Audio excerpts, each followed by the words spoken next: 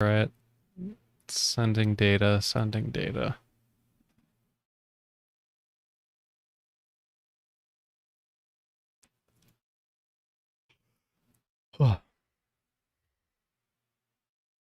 Online. Soon to be online in the other one. Oh, that's right. Start your Audacity recording. I forgot about that. Oh, yeah. Yep. Hold on. Hold the mother flippin' phone. Audacity. Audacity. Can't believe you have the audacity to ask me that.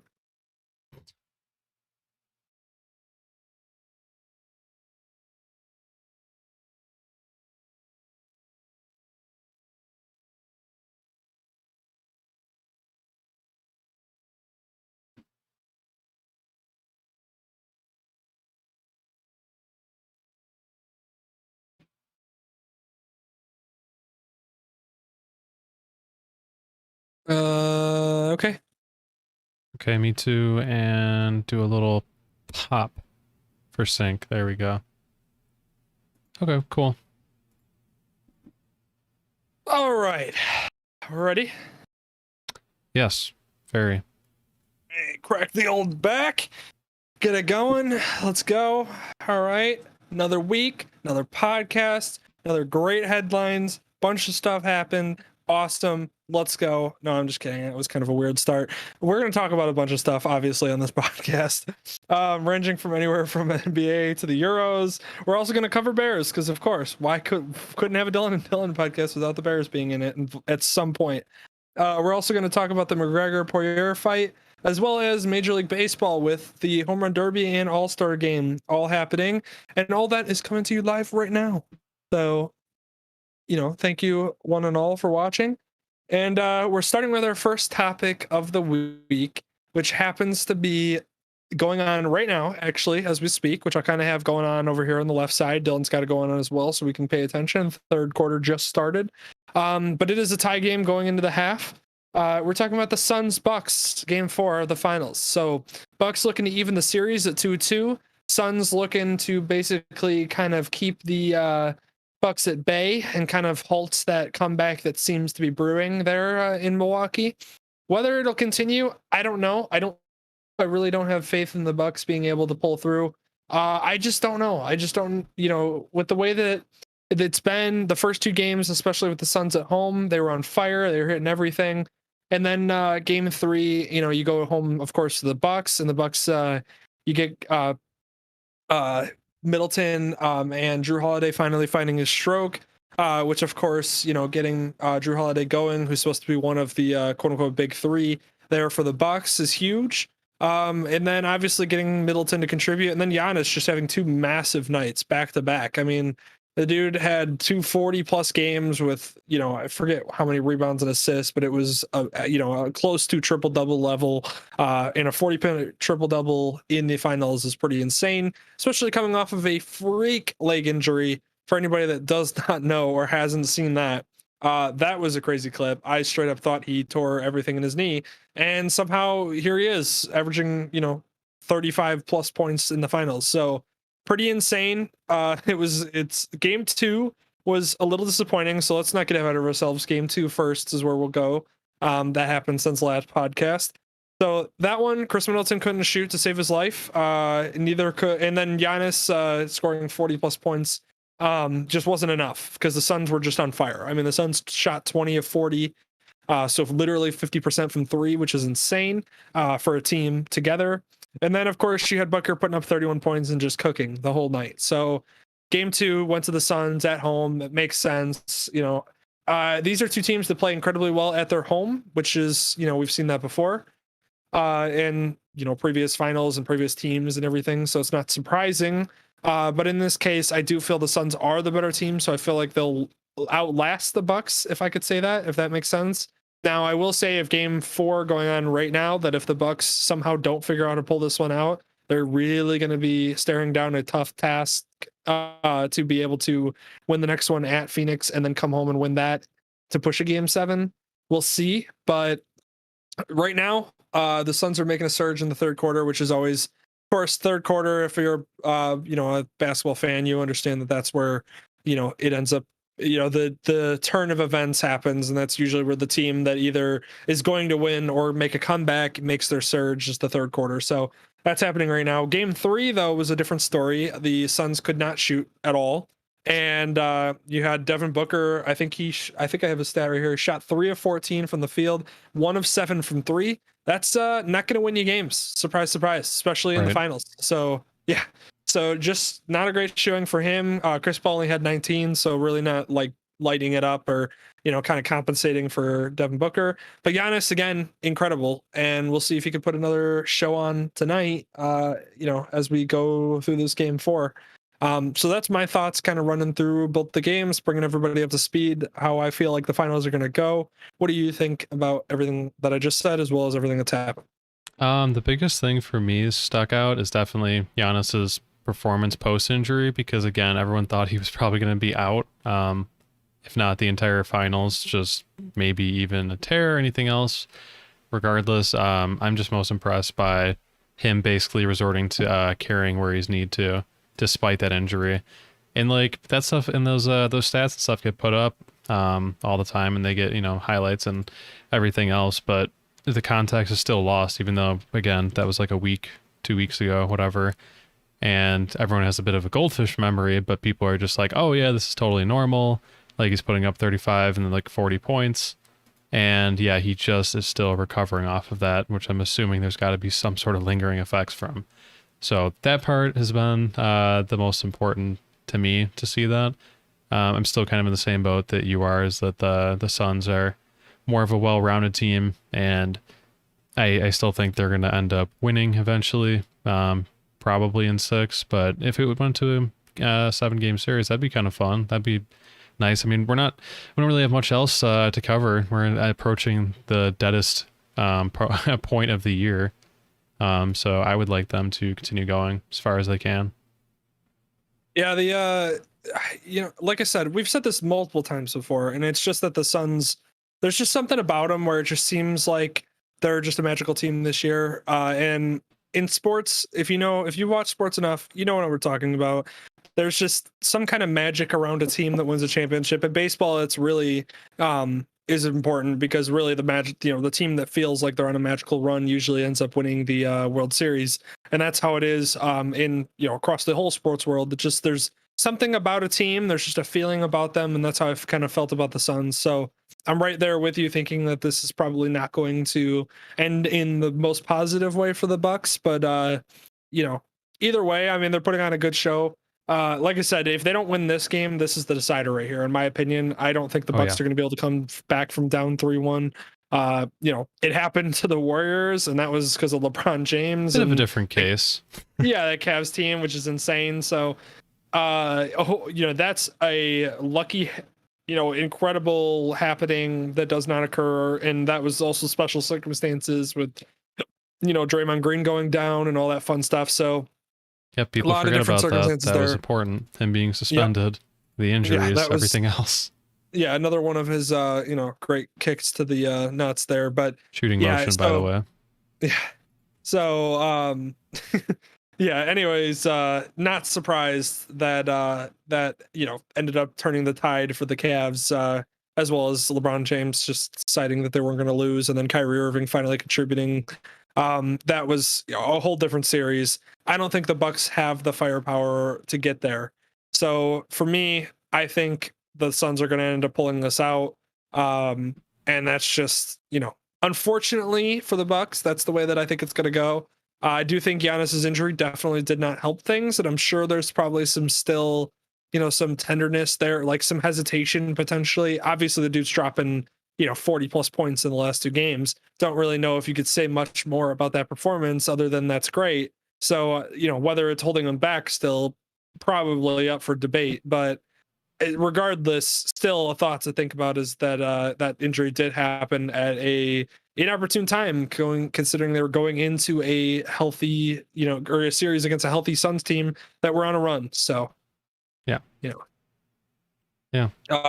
And then obviously, you get the these two guys right here. Obviously, Drew Holiday is key for the Bucks. He's a guy that when he's cooking and doing well, that creates a whole different, opportunity for the Bucks because it spreads the floor and it delivers another threat basically from the line as well as from the 3-point line and just spreading the shots out that allows them to, essentially make it so that way everybody's not keying in just on Chris Middleton or from behind the 3-point line or anything. When he gets it going, that allows this Bucks team to really kind of spread their offense around and get a little bit better, and it allows Giannis to have some better opportunities, allows Chris Middleton to have some better opportunities, and it just spreads the offense a lot better. And then obviously Devin Booker is the other key for the Suns, because Devin Booker, when he gets things going and he's scoring and he's unstoppable, it allows Chris Paul to get his shots from the mid range. It allows DeAndre Ayton to not encounter as much down low, because when Devin Booker drives or Chris Paul runs that pick and roll with Devin Booker, you get the possibility of either one of those two guys pulling up from mid range or even taking one down low. And so it kind of freezes the center, whoever's down low, and then freezes the defense, and then you get shots open for DeAndre Ayton close. So there's a lot of opportunities that get flowing through. So Devin Booker being the key for the Suns and Drew Holiday being the key for the Bucks, I think moving forward, especially in the game that we're watching live right now, as well as just for the rest of the series. If you hear Drew Holiday had a good night, you could probably guess that the Bucks have won that game without looking even to see if they did. Same with Devin Booker. If Devin Booker had a great night, probably the Suns ended up winning that game. Yeah. Which Devin Booker, by the way, looks like the most innocent person in the world. Mm-hmm. He has a massive baby face. He was only drafted. He was drafted like 14th overall, I think, 15th overall. And I remember me and my friend Craig watching the draft and everything. I remember me and him being like, Devin Booker, like that's an interesting pick. Like I don't remember him because I don't remember Devin Booker being like that crazy in college. Like he was a shooter in college, but like there's shooters on literally every college team. So you're especially being at that high of level. Because he went to Kentucky, I believe, right? It was either Kentucky or Duke or something like that. He went to one of those big schools, and I just remember him being like a part of the team, but not like the key part of the team. So when he started like taking off and had that 70-point game, it was just insane. And I was like, man, they really hit on this guy, and he was not a top 5 draft pick. So it was Kentucky. Yeah, I was gonna say I remember him being in blue. So. Right. One of those two teams, but yeah, it's impressive. But like I said, those are the two keys to the series moving forward. Like I said, we're watching Game 4 live, but also to the series moving forward after this game. Is if you see Drew Holiday had a good night, that's a good night for the Bucks. So, we'll see how it goes. Right now, not looking great for the Bucks, but of course it's the third quarter. Like I said, teams make surges. Everybody goes on runs. I'm sure it'll be close in the fourth. And really, it just comes down to if they can get enough shooting out of Drew Holiday and Chris Middleton to spread the floor, and if Giannis is hitting his free throws at the end of the game, those combinations are what basically set the Bucks up to win the entire thing. Whereas if the Suns are getting it going and they're hitting shots, and Giannis is not doing very well from behind the free throw line or whatever, that's when you start having issues for them, and that's when it becomes the Suns series to lose. So we'll see how it goes, but that's just keys moving forward for people that are watching the series live, as well as watching it moving, into game 5 and on. Yeah. And if I do a little bit of an improv here, I just remembered the story and I did want to go over it very quickly. Oh yeah. Did you see the clip of RDC World at the Space Jam 2 premiere? No, I did not see this. So all right, let me see if I can actually pull that up. But for background, I pull that up in the background itself. Mm-hmm. RDC World is this guy who, if you've seen him before, you've probably seen him from the skits and everything for like the NBA with like him playing LeBron. There's also like the ones with Doc Rivers and everything, right? Yeah, that does ring a bell. And he got to go to the Space Jam premiere, and I also think he's what is it on top of it? He's also starting an HBO Max series I believe, as well as I think there's one more thing he's doing. He was also in a J. Cole rap video, like Interesting. just recently, if not again from a different time. But Okay. let me see. Let me see if I can actually pull up the video itself. But I just thought this was crazy because like LeBron was happy to see him, and knew what he was from. Obviously, the videos have been really popular, but man, they absolutely just that's just crazy to go from like skit comedy and be here and doing that now. Let me change this really quick. Yeah, but when you put actual effort into your, videos and stuff, and then they're accurate enough to what you see in the it's then give credit where credit's due. Yeah. Let me see. I don't know if we get the audio from this, but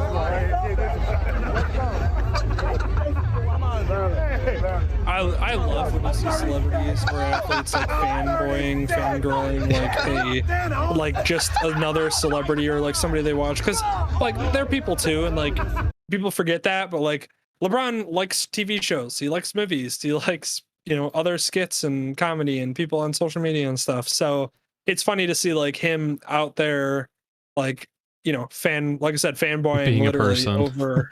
Yeah, literally being a human being and like fanboying over somebody he's watched like videos of, because we all do that. We all react that way. You see the person, I haven't had the privilege of seeing a celebrity really out in public or like being able to interact with one. I know you've had a few interactions.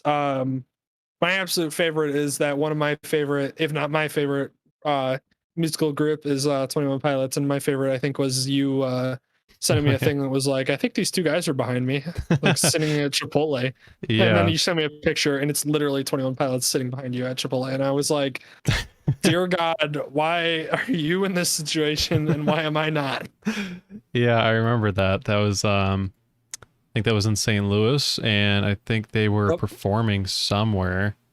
And I think somebody else next to me pointed them out because I wouldn't have noticed myself. But yeah, they were just there. I think it was with their agent. I know it was at least the drummer.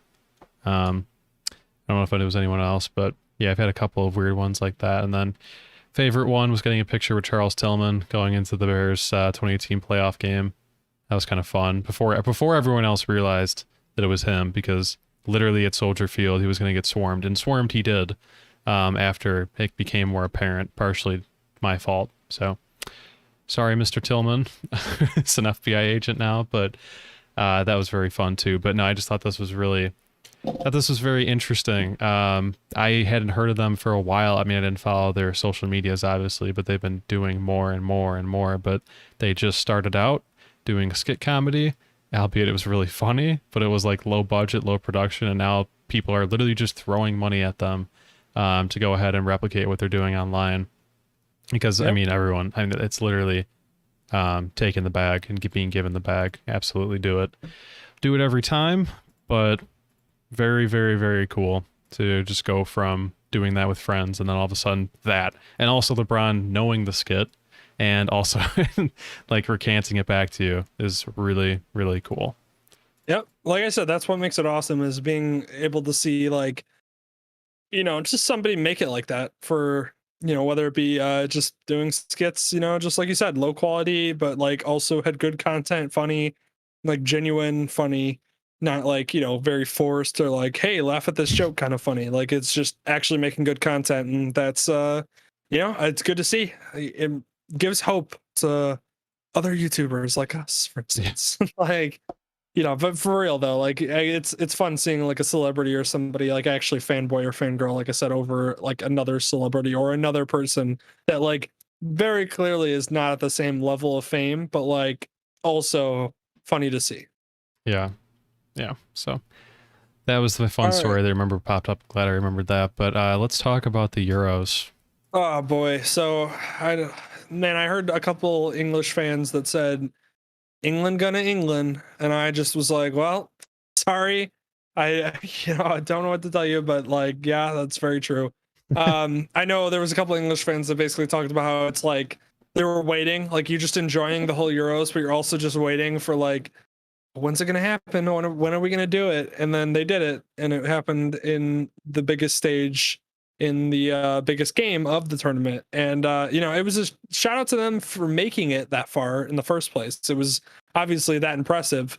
Italy probably, if I remember correctly, went into this game being favorites, but regardless, they made it interesting. Of course, you had to know. I mean, you had to know it was going to go to penalties. That's just for them to go to extra time. That's a given. It's going to happen. It's a championship game. Like, unless they're like very one-sided where one team is just significantly better than the other team, IA like the Germany versus Brazil in the World Cup. Unless it's that, you're expecting it to go like extra time. And then in extra time, of course, it went through extra time and we went to PKs because, of course, the final for the Euros had to be settled in PKs, which was amazing. So we start with the beginning of the game. So first, we started with Italy coming out in a 4-3-3 formation, just a standard formation, and that'll become important later, which we'll talk about. England came out, in their normal lineup that you would expect, and really at the beginning of it, wasn't a lot, wasn't like too crazy going on, but then at one point, just a beautiful crosser, and it made it through all the way to the end, and the left back, which, oh god, Luke Shaw was his name, on a beautiful strike. I mean, like, just the touch off his foot, catching it off the fly on that crosser was just beautiful. I mean, he slid it right past the defender who was sliding in front of him, as well as the goalie who was, fading back to that right. It was a beautiful shot. It was a beautiful touch off the crosser, and not surprised in any way that it ended up going in and finding the back of the net, and they led, and England was up. And a lot of people actually cite that as the start of England's downfall. And the reason why they say that is because it was kind of like the English taking their foot off the pedal kind of thing, because they're up early, with a 1-0 lead. So, a lot of people cite that as it felt like they were less aggressive and they kind of sat back and played more defensively, which, unfortunately, that's a strategy that a lot of teams take. And we've talked about this in sports. I don't know why teams do this. It's that same concept in NFL where it just pisses you off that they do like the prevent defense, and you saw that with the Falcons where they took the foot off the pedal, and guess what? You ended up losing to the Patriots in the Super Bowl. So that's what happens. Don't take your foot off the gas. Keep it going. Well, they didn't take their foot off their gas. They actually stepped on it so hard they put the gas through the bottom of the car. Yeah, you need to. The moral of the story for any sports team out there: play your offense, do your thing, keep doing what you're doing, keep the game plan rolling, and don't change it, because obviously it's working. When you're up 1-0 against Italy in the Euro final, don't become a defensive team that's trying to basically stop a goal rather than produce one. That was what a lot of English fans cite as potentially why England ended up on the wrong end of this game. But essentially, regardless of whatever happened, England did go up 1-0 to start, and like I said, it was off a beautiful crosser and a beautiful touch from Luke Shaw, the left back. And then it kind of transitioned. So at halftime, Italy, like I said, came into the game with their normal standard 4-3-3 setup. They actually kind of changed, which I actually had to watch a video on this because I was not as familiar. So I'm sure my, fellow soccer/football players or fans out there will have a better understanding of what I'm saying than what I'm saying. But essentially, the Italy team went to a false 9 setup, which we will see right here on the screen. A false 9 formation, I guess, essentially means that the center attacker there, that you see the false 9, working underneath, essentially plays in between the lines. So what it means is the wingers on each side will kind of get ahead of him, and he plays in between the midfielders and the wingers. And what it does is, if you have a 4 defensive set where you have 2 center backs, a left back and a right back, one of the center backs will have to either step up to play that false 9 attacker in the middle, or he'll have to hang back and let him be. If he hangs back and let him be, then he's liable to receive a lot easier to receive passes, and then he can kind of set up the offense from in between the lines there. If the center back does approach him to attack, well, then that forces one of the other center backs or the right back or left back, whoever's on that side of the formation, to essentially have to kind of fill in over or stay home, which leaves a gap. So it kind of forces the defense to react, and whatever way they react is the way that you can kind of exploit their defensive formation. So England playing a much more defensive type of game going into this. That's why you get what I was saying with the fact that essentially, that people thought that maybe was their downfall. And Italy switching to this formation, which I believe worked about 9 years ago in 2012 Euros, came to help a little bit here. And it led to a beautiful goal. And a beautiful goal is got to be in the right place at the right time kind of goal, which you see right here, which is the aftermath, which was the Leonardo Bonucci made the equalizer off of a rebound. So basically, corner kick came in, header led it across to the center of the formation. I believe I can't remember exactly which of the Italian players actually made the first contact, but hit the ball. The ball ricocheted off the goalie, ricocheted off the left post, or right post, I guess, in this area, and bounced back right into the lap of Bonucci, who was kind of sliding across the formation. And it just was like I said, a right place, right time, perfect bounce kind of thing, where he just caught the rebound, no defenders there to really stop him, and he just nailed it right in, and that was the equalizer. And it obviously changed the pace of the game from there on, because now England's got to try to create, and basically the rest of the game ended up being a kind of back and forth, nothing super crazy as far as creating shots. There wasn't a lot of that going on, but you did have some back and forth, some 50-50 balls, a lot of things where people were just doing their best to get a shot or get something going, but really kind of not fulfilling. And we ended up, of course, like I said, how does the Euro not go to overtime or extra time? It went to extra time, and nothing happened. Again, kind of similar to what was happening towards the end of that second period. Same thing happened here. So then we fast forward to PKs. PKs kind of went a little crazy. We had a couple missed opportunities on the English side. We had an opportunity that was missed very early on in the second round from the Italian side, which led to England being up 2-1 at the end of the second round of the PKs. And then you had a shot from the English side that went off the post, which allowed Italy to get back even. And then Italy went up in the next round, 2-3. And then the goal to basically equalize it and keep it going for England was a guy by the name of Saka, who was 19 years old, by the way, taking this shot to try to continue the Euro final for the England. Takes the shot, and Donnarumma, who's one of the best goalies in the game, just very nonchalant, just guessed completely right and blocked it, and very clearly walked away, and just such a swag strut that you see. I mean, you can see it a little bit in this photo with the close up. That's like, he didn't even celebrate. Like, that's what he did. He literally just walked away like, yeah, I did that kind of thing.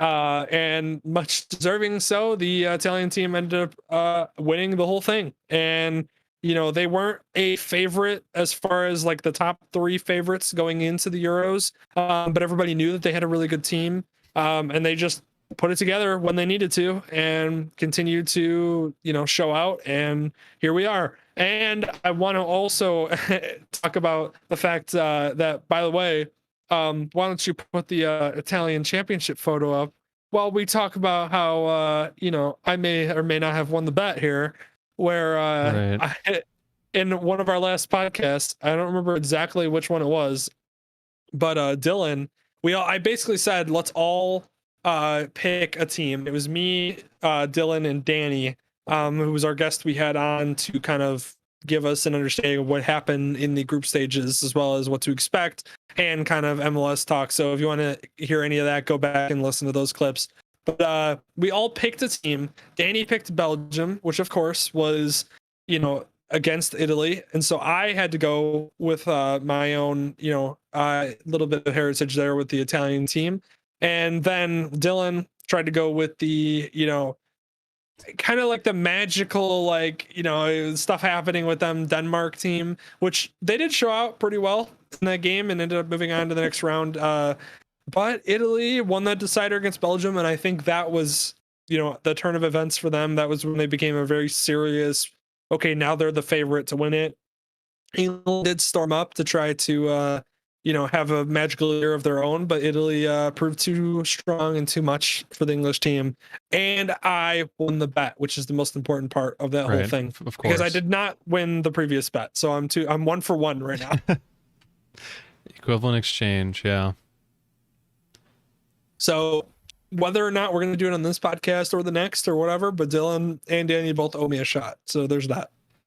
Yeah, So, I'll have to add a little counter on the side and rate myself a little bill for that. Maybe even we'll have Danny on and we both could pay our debt. that would be good.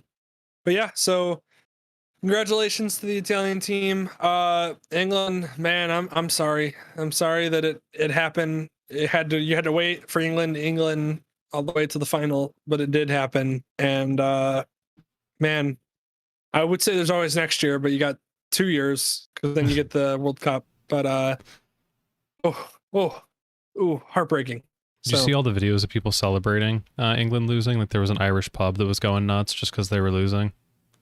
That stuff's always fun to watch. Makes it way more entertaining. I love watching fans. Being a fan, a super fan of certain teams. Obviously I'll lose my mind if the Bears lose. I'll lose my mind if the Bears win. There's emotions that happen. Cubs 2016. I lost my entire mind, and it was great. But there's certain things that just happen, and there's certain teams and cities and whatever English teams like this, for instance, where people just get behind them so much, and it's just one of those where you just love watching people that are so passionate. I mean, it's a country that's used to disappointments. Weird. Go pop. Little pop to sync. Should be back up now. Mine has not unfrozen. Oh. Right now. Seeing your screen on there has not unfrozen.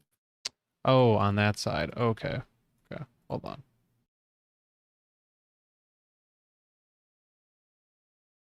Oh, I see what you're saying. That screen's frozen. Oh, there we go. And we're back. Yeah, as you were saying. Yeah, Offline, okay. Online. I mean, that was really it. That was what I had for that. Are we online again? Yep. Okay. Oh, technical difficulties. Gotta love them. Yeah, I got really punished for working on that mid scene. Oh well. It's all right. Anyways, we will once you're ready to go, we'll transition over here. Get kind of a nice hard transition now that the There we go. So me and Dylan this weekend got together to watch an event, and that event was the Conor McGregor Poirier round 3 fight. The series was 1-1. Conor had beat him early. It was early in Dustin's career, so I don't really know if you can say that it was that definitive. But either way, Conor beat him, and then we went to the second fight, which happened last year, and Poirier won pretty convincingly on that ground and pound kind of style of just mashing Conor when he was on the bottom. That happened. Then we go to this third fight, and everybody was excited for it because people were saying around the fight world, which I was buying into, was that Conor was different, that he was just in a different head, space, in a different entire, mindset than he was previously, where he'd lost those fights to Khabib and to Poirier before this. So there was a lot of hype going into the fight, of course, because it was like, okay, this is either Conor's making a comeback in the fighting world, or the Lafayette Diamond is actually the real deal and should deserve a title fight, and I would guess is the favorite to win it, kind of thing. So that was all happening, and that was all well and good going into the fight. Then we watched the fight, and it looked like early on Conor was being aggressive, which is what Conor does. A lot of criticism around Conor is that if the fight goes 5 rounds, he's going to be struggling.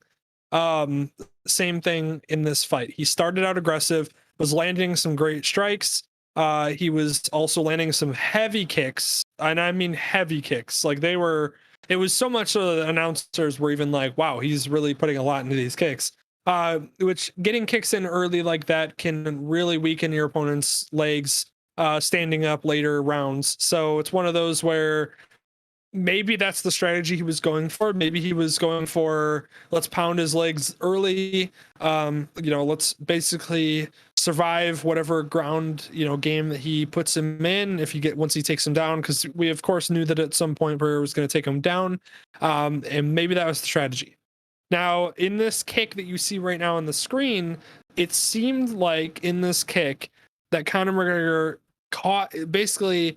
Poirier checked the kick, and when he did, it seemed like Conor didn't land this as smoothly as he should have, I guess I'm not the way that you should say that, but didn't land it as well or correctly as you'd hope. But he also put a ridiculous amount of force into these kicks, where missing slightly was not going to be great, because I've heard people say that, with kicks like this, there's a price to pay for the kicker as well as for the person receiving it. So it's one of those where, it's an interesting strategy, especially because he has really not come out with that type of strategy before, at least as far as I remember.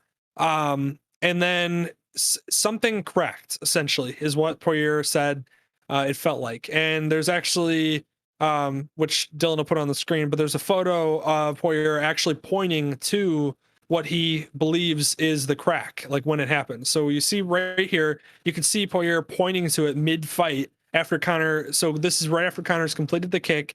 It hit him in the right leg there. And then Conor's left leg, which is back, is the one that was kicked. And when he put it back, Poirier pointed to it. And everybody mid-fight kind of, stuff like that happens. They're talking in the ring, they're pointing at each other, they're making gestures. It happens, so nobody really batted an eye. Well, then later, after the results of the fight, which we'll see on screen, that the broken leg at the bottom, and that's what I've heard, it's not a broken ankle, it's a broken leg just above the ankle, is what I've heard. That's better, right? Essentially occurred I'm sorry, that's better or worse? Broken ankle, broken leg? I would assume better, because I feel like breaking a leg is a little like breaking a leg versus breaking the joint would be better, I would think. But I'm also not sure because I've done neither. So, either way. But essentially, yes. Yeah, so then the break happened later, and people think that was weakened by that fracture. And that fracture happened, or would have happened, probably like a minute and a half into the fight. And then we're talking a full 3.5, 4 minutes later of Conor basically getting pounded on the ground.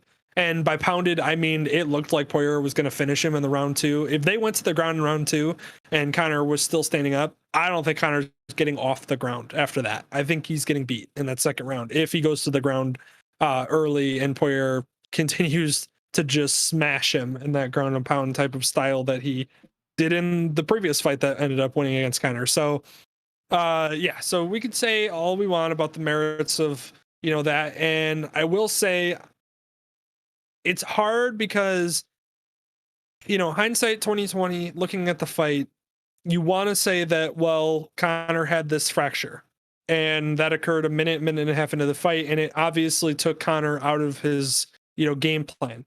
Obviously you hurt your foot on a kick, you're not going to continue to kick, and your punches and stuff are not going to be the same power, and everything's just thrown off, essentially, is what people are saying.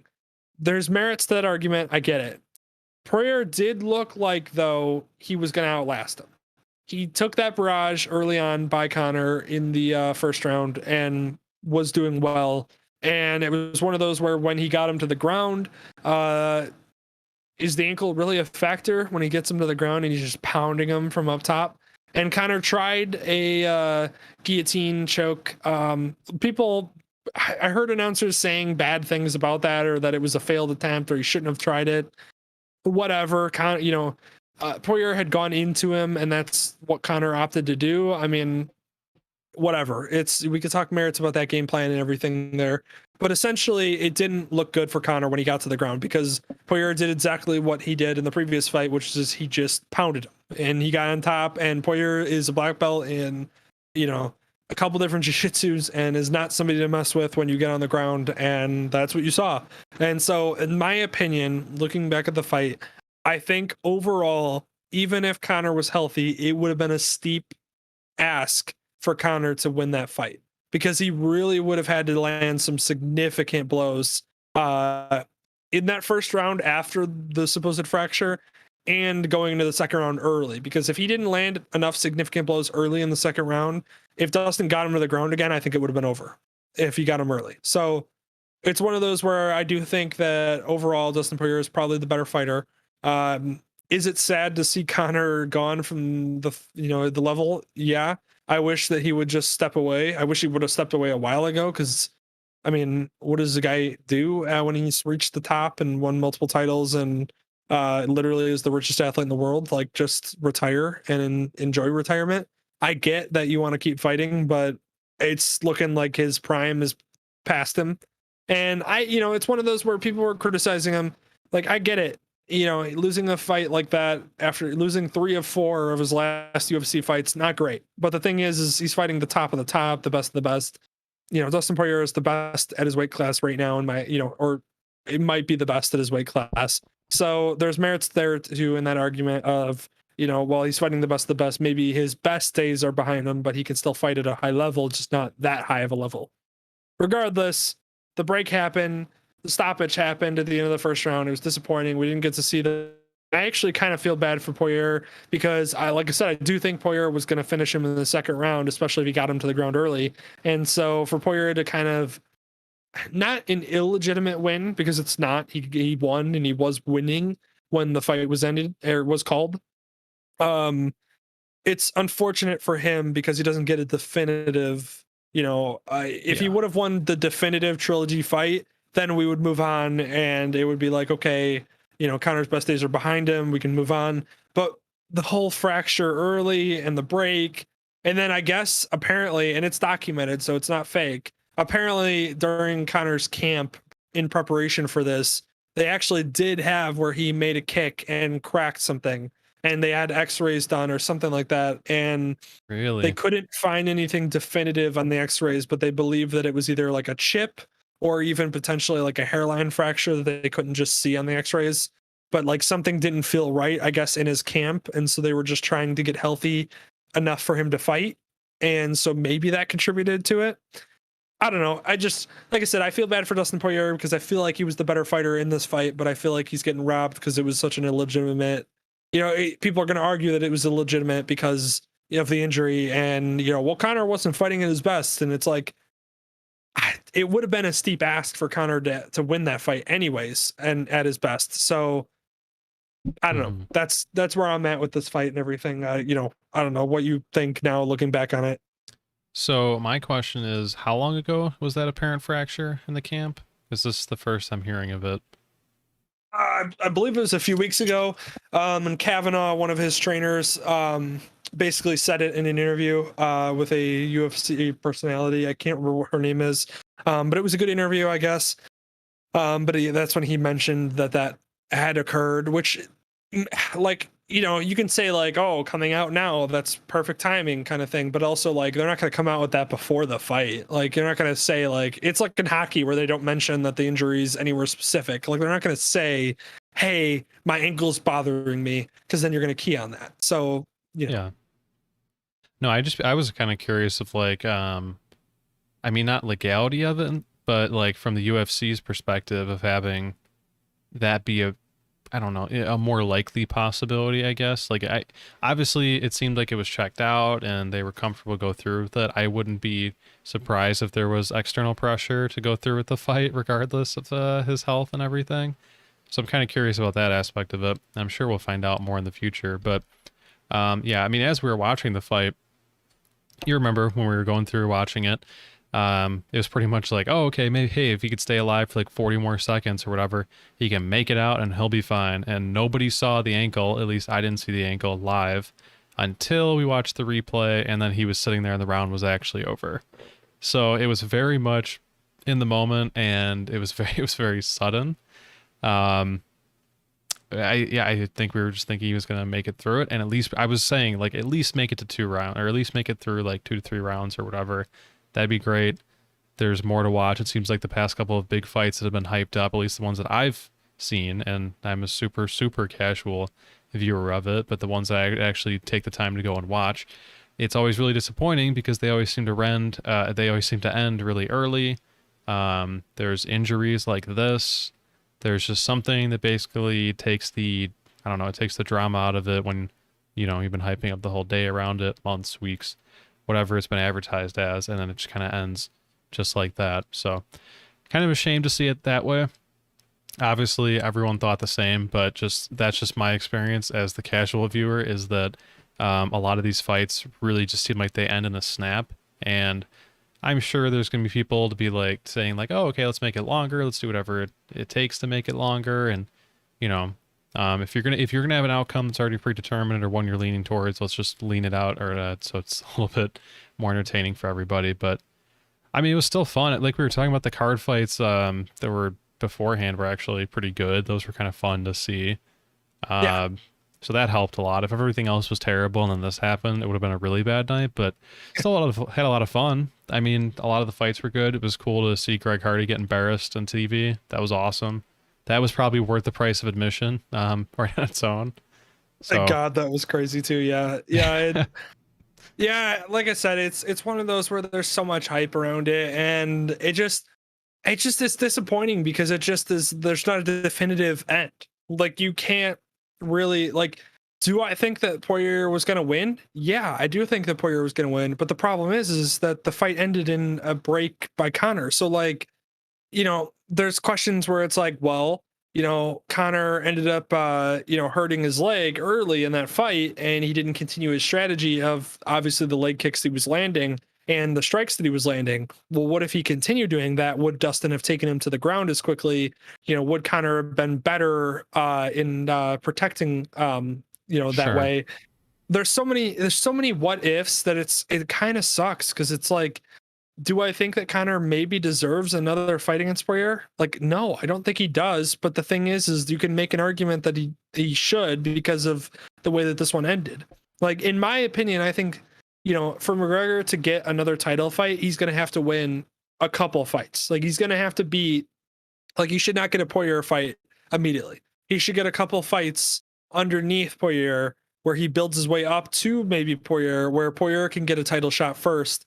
And then, he builds his way up to that. That's fine. If he gets there again based on that route, I'm okay with it, and I'll be excited, because obviously it means that Conor's back on the grind, and, we're going to get a legitimate fight. But the problem is that, with the Hail Mary attempts that Conor's trying to throw right now on Twitter and all this, it's one of those where you're just like, he obviously is trying to get a fourth fight, but like, I don't think he deserves it. But also it's the UFC and it's Conor McGregor, and he makes a lot of money for everybody involved. So like, he might just get the fight like automatically.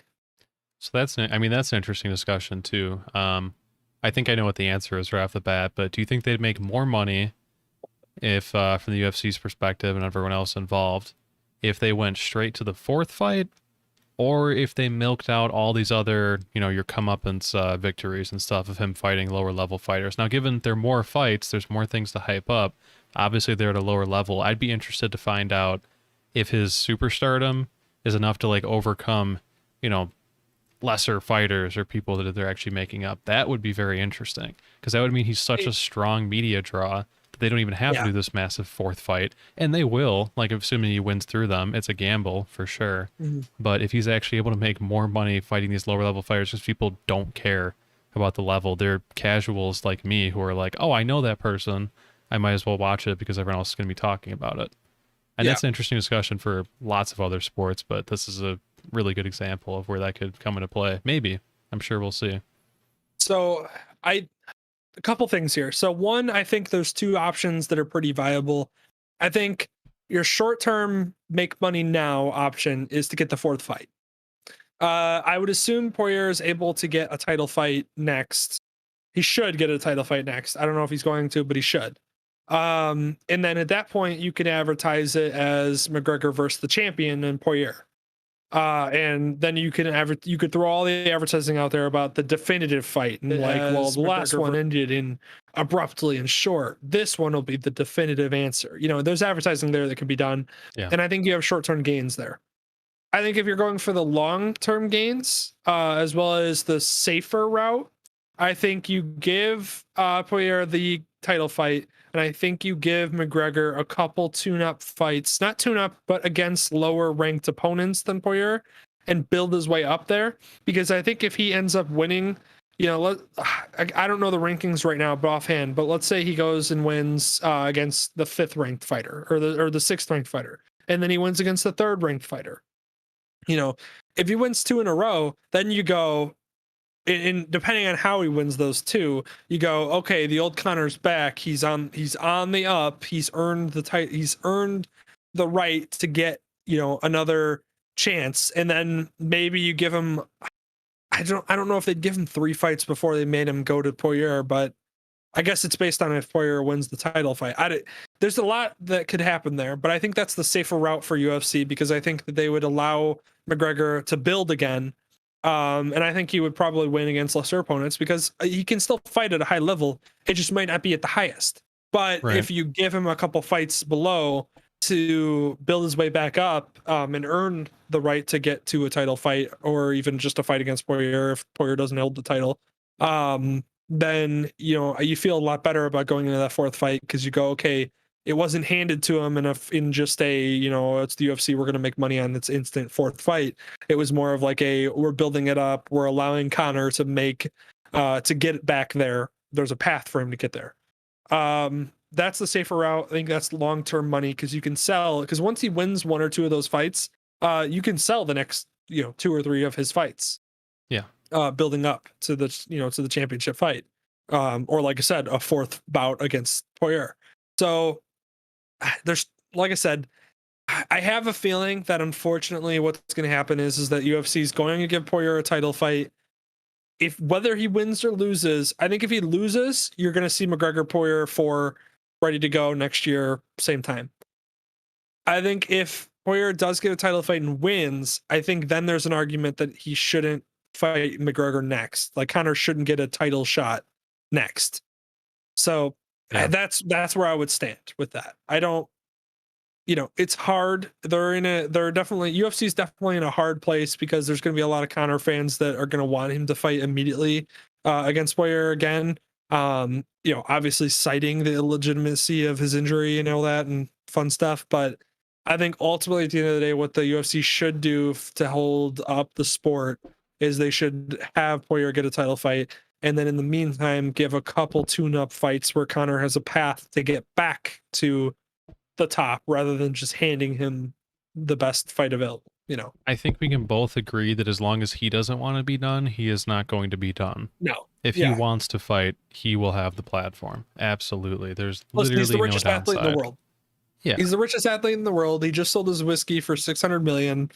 He can do what he wants when he wants, and he could just kick back and relax the rest of his life. But if he wants to genuinely get back in the gym and fight, you know, then he'll keep doing it. I just, like I said, I don't know if he can earn his way back to the level of fighting that he was at before. Otherwise, I think, you know, the end of his peak is, you know, is here, and you know, the end of his career is here. But I don't know. I mean, UFC's, it's hard because it's like, I feel like the UFC is going to try to milk it for all they can. Oh yeah. But I just hope they handle it the right way. Yeah, no, definitely. I feel the So same way. I feel that they're not going to let go of what they know that they have, and that's a bunch of people who aren't or who were mostly introduced to the sport by him or as proxy by him in some way.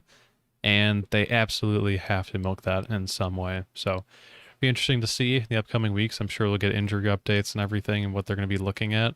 And you'll hear a little bit more, but obviously that's going to be the biggest news story to follow with it. So yep. in terms of other contractual things we're discussing as well, Oh, what a we- transition there, Dylan. That was yeah, great. we can also go Um, into Allen Robinson. Yeah, so we move into this, which was annoying news that I heard the other day. Is the Bears have basically decided that they're not going to have Robinson sign an extension before his deadline's due. The deadline we're referring to is the deadline that basically allows him to either play on a extension or play on his tag. They are skipping that deadline, so he's playing on his tag 100%. What that means is his time is now very limited in Chicago. This is it. This is his last year unless they are somehow able to work on an extension, although that hasn't happened in literally the last 18 months. So will it happen? Probably not, because the Bears are just going to lose their best offensive weapon with a young developing quarterback. Because why would you give your young developing quarterback your best offensive weapon for the next 4 or 5 years? Instead, let's just get rid of him. Well, so there is the So- possibility, remember, if it really came down to it, they could do the Dak Prescott thing where they could tag him another year and drag him out. It's not going to Yeah. make him happy. No one's going to be super happy about but it. then the problem is the problem with that though is that the Bears, so originally Robinson was going to take a hometown discount. He was going to take around 16 to 17 million a year, 17, 18 million a year, which would have been a discount because wide receivers at his caliber are going for 19, 20, 21 million. So he was going to take a couple million discount for the Bears because he liked playing in Chicago and he likes where he's at, which is incredible because he's had nobody to throw him the ball. So, the fact that he actually likes it here is astounding. But shout out to him. Thank you for enjoying to be a Bear and being mediocre. But yeah, he wanted to stay here. So then the Bears, being the smart and savvy team that they are, decided, hey, Alan, we know you want that discount, and you're already giving us a discount, but we would like an even bigger discount. We'll offer you like 15, 16 a year. And Allen Robinson being like, hey, I'm a great wide receiver. That's pretty lowballing for a wide receiver that, of that caliber, said no pretty understandingly. So that went on for a year. And here we are with nothing done. And the problem is now after a year, Alan was like, okay, no, I want like actually what my market value is instead of the discount, which is understandable. Literally 12 months that discount was on the table. So, you're not going to accept it. That's on you. So now we're at the point where now Robinson wants market value. The problem is market value is going to increase next year when the salary cap goes way up. So my question is even if he plays on this tag, and even if they tag him again to try to sign him to an extension again, is the money going to be too high where the Bears, who are already not going to pay the discount, are they going to actually pay the extra 2 to 3 million a year that's going to make it so they can keep him?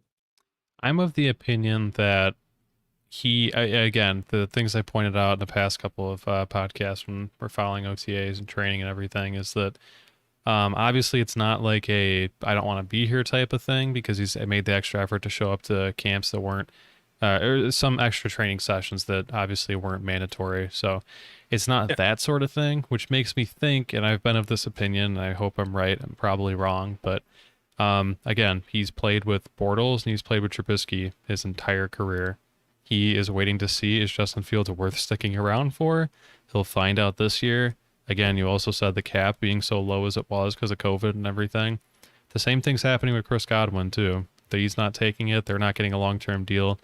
I think that's for a reason. I think it's also because, it is because of the money itself, but also they know that the cap is going to jump up so much next year that, they could probably entertain market value with a huge receivers class. I think people pointed out Devontae Adams, he's not going to make it to the market, so I don't think he's going to be a factor in it. But I think they know their value going into next year. I don't really think this is a a Bears front office type of issue so much as it is him, again, waiting to see, do I want to spend my prime years with a quarterback who is good? And obviously he would want to do that, and he wants to make sure Justin Fields is that guy, and doesn't want to lock himself into a Trubisky situation again where he's wasting his prime years. So I think that if there's some unworldly connection between Justin Fields and Allen Robinson, he's going to be sticking around because the Bears won't be able to afford to let him go. They will have to pay him that money no matter what. Because then you have Darnell Mooney as your number 2. You have whoever else you want to fill in. Maybe Anthony Miller's gone. Marquise Goodwin, whoever it is, your wideout 3. I just think at that point, it's going to be a thing where the Bears can't afford to let him go. And I think it's just playing his market value. And the whole thing with the franchise tag is it's a great idea as long as you don't get injured. It's great for it's great for the player especially, but it's great for the team as well right now because they're going to stick around and they get to keep him for an extra year. So as long as he doesn't get injured, it's going to go great for him. And even if he doesn't stick here, which I am leaning towards the caveat that if Justin Fields is good, he will. He'll go somewhere else. He's going to make absolute bank because he'll sign for the highest value. I think he's made that clear in lots of different interviews, is that he's looking for money, which is understandable. Yeah, the cap going up is the real wild card. I don't know if the Bears are banking on that and that's why they're doing that. But then the Bears also, like we said, signed a couple 2-year deals, which made absolutely no sense considering the cap was about to jump up and like every team was signing a 1-year deal and then we were like, we'll sign you for more. And I again, who knows why, but yeah, we're the Bears. But yeah, so I don't know if the Bears are genuinely banking on that. Like Chris Godwin's, for instance, that makes total sense why they would bank on that because to make that team or keep that team, it makes sense to extend him 1 more year on the tag and then go from there when the cap jumps up. That makes sense. For Allen Robinson's scenario, do I think that Allen Robinson's probably waiting to see what Justin Fields wants to do? Yeah, I agree. I believe that's probably part of what Allen's thinking. But the other thing too is Allen is still thinking like, hey, we try to get a contract done. You guys are going to wait till the cap jumps up. That's a whole nother year where I could get injured and this whole thing's done. And for a guy who's been injured in the past, because he tore his ACL before he came to the Bears, and that's why the Bears got him at a discounted rate that the contract he's on right now. Yeah, so it's one of those where in my mind, there's something about it where I just feel like he doesn't want to wait because he's 29 years older, a wide receiver who's 28, 29. He might be 28 years old. Yeah, he's 28 years old. A wide receiver being 28 years old only has 2-3 years of being at the top peak of his prime, until you start declining usually. Not saying that's the case for every wide receiver, but it's usually the case for most. And so it's one of those where I think he's trying to get a contract now rather than waiting a whole nother year and then a whole nother year after that potentially, where now we're talking he's going to get a shorter contract with less guaranteed money.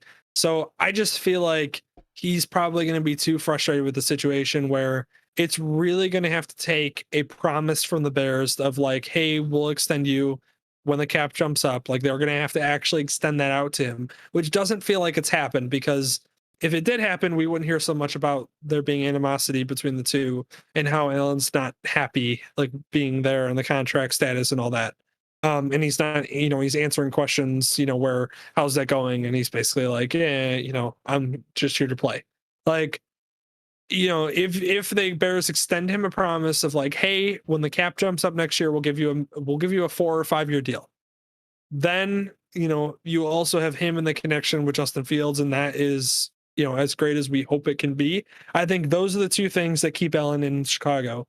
I think that if the connection isn't spectacular and the Bears look like, yeah, Justin Fields is good, but he's going to need time, like he's going to need a little bit of time to grow, or like the offense just doesn't run well as they hoped, or whatever it may be.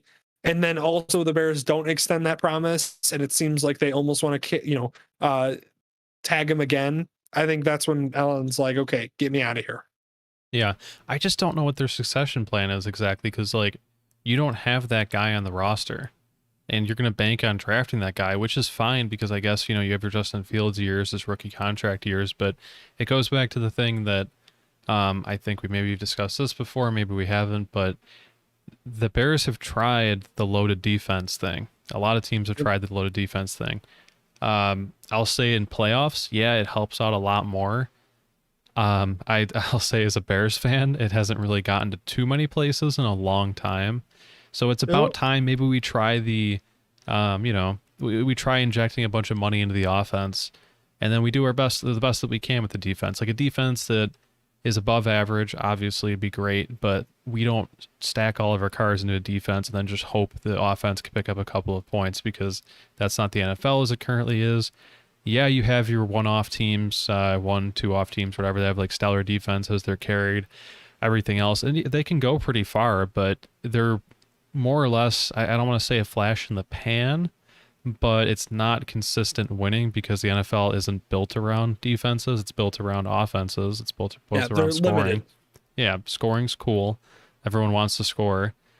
I think that they're going for, and that's what they've showed with all their offseason moves and everything, is that they're going for going on the offensive side. And with the defense, we've got a fantastic core of players to build around, and like veterans and people with all pros and all stars and everything to use. And then we have a bunch of younger guys that have promising things, but they're not expensive.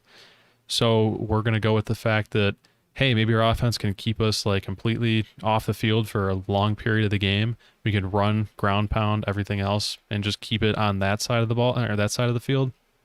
And then the defense, yeah, when we need to stop, we feel confident that they can usually grind out a stop, but we're not relying on them to win the game and score points for us, because they shouldn't have to stop points being scored and also score them themselves. We've seen that. It's fun and it's crazy when it happens, but it doesn't lead to long-term success. So I think that that's what they're doing. I think that that's what the league has been kind of demonstrating. And again, you've seen if you don't invest resources in the right way on the offense, you could have fantastic quarterback, fantastic receiver, and everything. And if you don't have a good line, like the Chiefs did, you have what the Super Bowl it basically resulted in. You could have that falling apart, and it pretty much means nothing because you're getting hit 2 seconds after the snap. So I think that's where the Bears are going. I think that makes a lot of sense with their structure of the team and everything else, like all the background stuff about the moving stadiums and stuff. That doesn't really play into it too much, but I just feel like the whole idea of a rebrand and the whole idea of a new identity is really prevalent, and that's the direction that they've been going and what they're looking to do. Yeah. So a couple things that I thought about while you were actually going through that actually like sparked my thought process on a couple things. So one, I do want to say I agree with you that they need to start investing in the offense, and that maybe that's what they've been doing with Justin Fields, Tevin Jenkins, Borum, Daz Newsome, all these additions, as well as Goodwin, and Bird, and you're getting obviously Damian Williams in, you're getting Tariq Cohen back. There's a lot of weapons on the offense that we can talk about. The one thing I will say is a different perspective that I didn't think about really. I heard it from somebody. I can't remember what person said it, what sports personality said it, but they basically said that the Bears, up until they drafted Justin Fields, had no plan. And what you mean by that is if you actually look at their plan, I mean, think about it. Before the Bears went into that draft, they had the 28th pick. Everybody was expecting them to just keep the pick and not trade up and do something, draft a tackle or something. And we were all expecting Andy Dalton to be the starter. Obviously, Andy Dalton being the starter, team's not going to be very good. So you have, whatever tackle that comes in is like, hey, you're going to be the building block for whatever next front office comes in. So ultimately, if you look at that actual build that they did before they drafted Justin Fields, it doesn't look great. The thing is, when they drafted Justin Fields, I think that's when they started to have to develop a plan on the fly.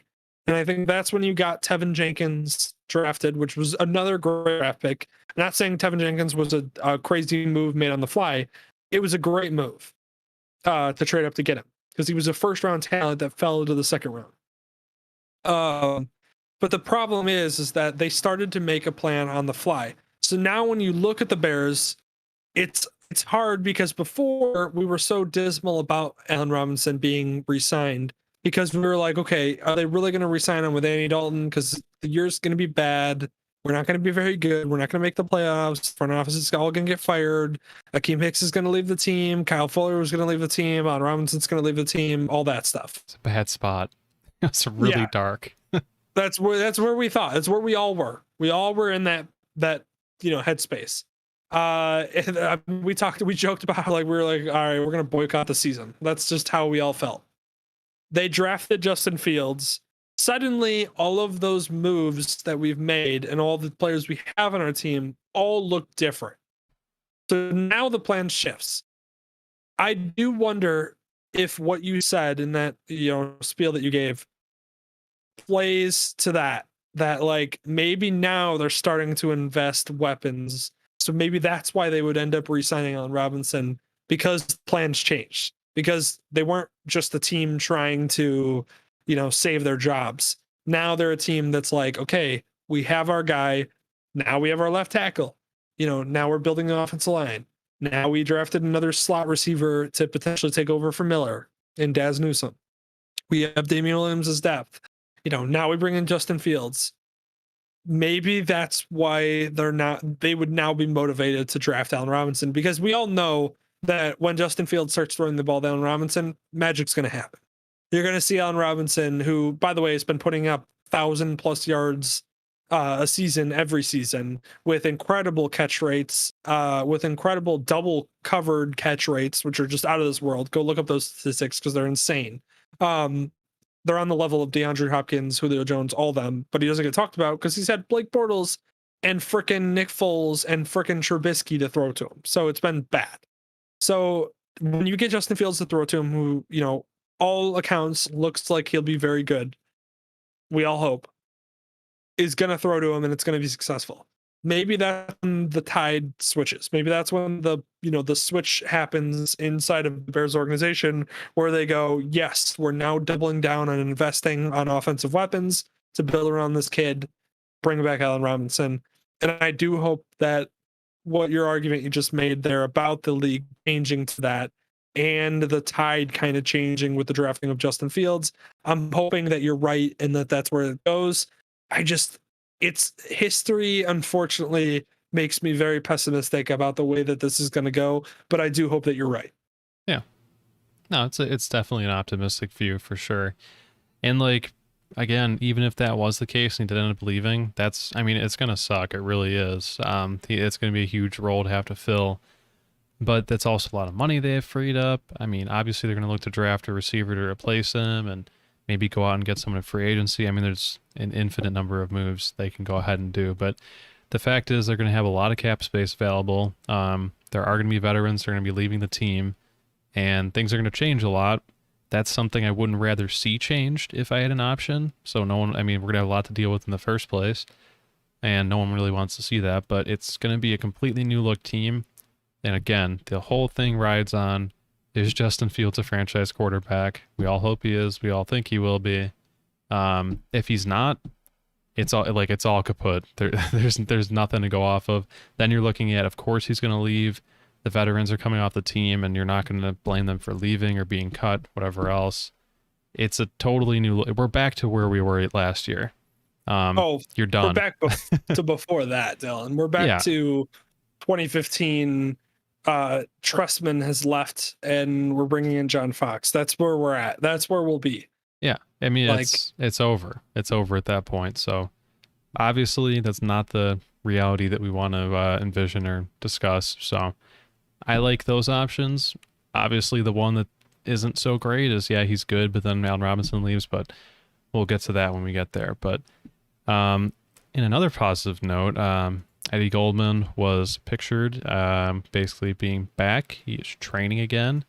He looks to be basically in game shape and everything else. And apparently everyone else, including Danny Trevathan, who also called that he'd be back and for, not OTAs, for training camp. That looks like that's going to be true. Of course, really happy to see that. Important things to note that people were worried about for him for retiring and everything else was that he's got $25 million guaranteed on his contract. People were worried, maybe he'd retire, or maybe all this stuff. That doesn't look to be the case. I know that I read earlier he took like a $96,000 fine or something for missing OTAs that were mandatory.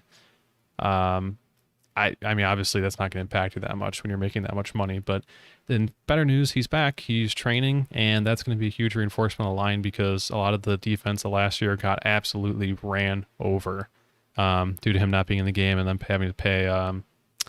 Sorry, the name escapes me. Maybe I think it was Nick Williams. I don't remember if he was playing in Eddie Goldman's spot, but he was playing out of position. Yes. Yeah. Yeah, so Eddie Goldman, I've always heard that he had a great work ethic, and that he was just a dude who worked his butt off, and that was how he was in college, and that's how he was in the NFL. So I wasn't too worried about that. I was more so worried about him just not showing, like it being one of those, like when people were worried, like, oh, is he going to show up in shape after a year? I wasn't really worried about that because, like I said, I've heard of him having such a great work ethic that I felt like it was going to be fine. Obviously, there's a transition to being in your home the entire season to then going to full game in NFL and trying to get back to the level that you were as a nose tackle. It's a difficult task, but I felt like he was up to that as far as keeping himself in shape. My worry was just that he opted out for a year. Could he potentially do it again, or could he potentially just call it a career? Because that happens. So that was my worry. So seeing him in shape coming back is great. Seeing him back into getting into the swing of things is great, because what it means to me is that he's 100% going to play this season. Obviously, the question is he going to be the same Eddie Goldman he was before? I think he's going to be very, very close, if not the same, just because You want me? there's two ways it could go. Getting a year off could take a guy out of the game, and he's not going to be as electric as he was. Le'Veon Bell-esque. And you can make arguments that Le'Veon Bell wasn't used correctly, but he wasn't the same. You could say that about players that sit out. Same with Eddie Goldman here. You could say maybe he comes back and he struggles a little bit. You could say maybe that year off is what did it for him. I think that mid-season, if Eddie Goldman's back to normal, that'll be the tell. Because if mid-season, once he gets a couple games under his belt and he's back into game shape, fully, because getting into game shape is different than being in shape, obviously. Right. Then we'll know. So we'll see how that goes out. I'm really not worried about him being in shape as far as being able to play on the field, because obviously you see with the sled right here, and everything, and just his work ethic from before. He's gonna be there. He's gonna be ready to go. It's just whether or not he's gonna be able to play up to the same stature he was before. So, obviously it allows, oh man, what's his name? Bilal Nichols to slide back over to play a three-tech defensive tackle position, which is what he is better at, and which is where he was kind of shining. So hopefully that continues his growth as a defensive tackle. And then obviously it allows Akeem Hicks to not worry too much about the run and exert so much energy on the run, because literally Akeem Hicks was our run stopper last year. When he wasn't in the game, teams ate us alive. When he was in the game, it was like, oh, Akeem Hicks is there. And it's like, yeah, that's Akeem Hicks is one of the most underrated defensive tackles in the entire league, because he does so much for our team. He's the heart of our team. That's why, like, getting rid of Kyle Fuller hurt, because I was like, oh, that hurts. Like, Kyle Fuller's a captain. He's a good player. It sucks to lose him. If we lost Akeem Hicks, I would have lost hope, because I would have been like, no, that's our heart of our defense. Like, you rip your heart out, that's what happens. So Akeem Hicks being back, with Eddie Goldman being there, really takes the pressure off of Akeem Hicks to stop the run and stop the pass. Instead, Akeem Hicks can kind of evenly split his, energy in that direction, and hopefully that keeps him healthier over the season. But yeah, I'm excited to have him back, and I'm looking forward to what impact he can have on this defense that desperately needs run stopping. Yeah. No, it'll be interesting to see that when you were talking about Akeem Hicks, I was thinking about the Raiders game and how the team just looked like totally like they just got kicked in the mouth ever since he went out.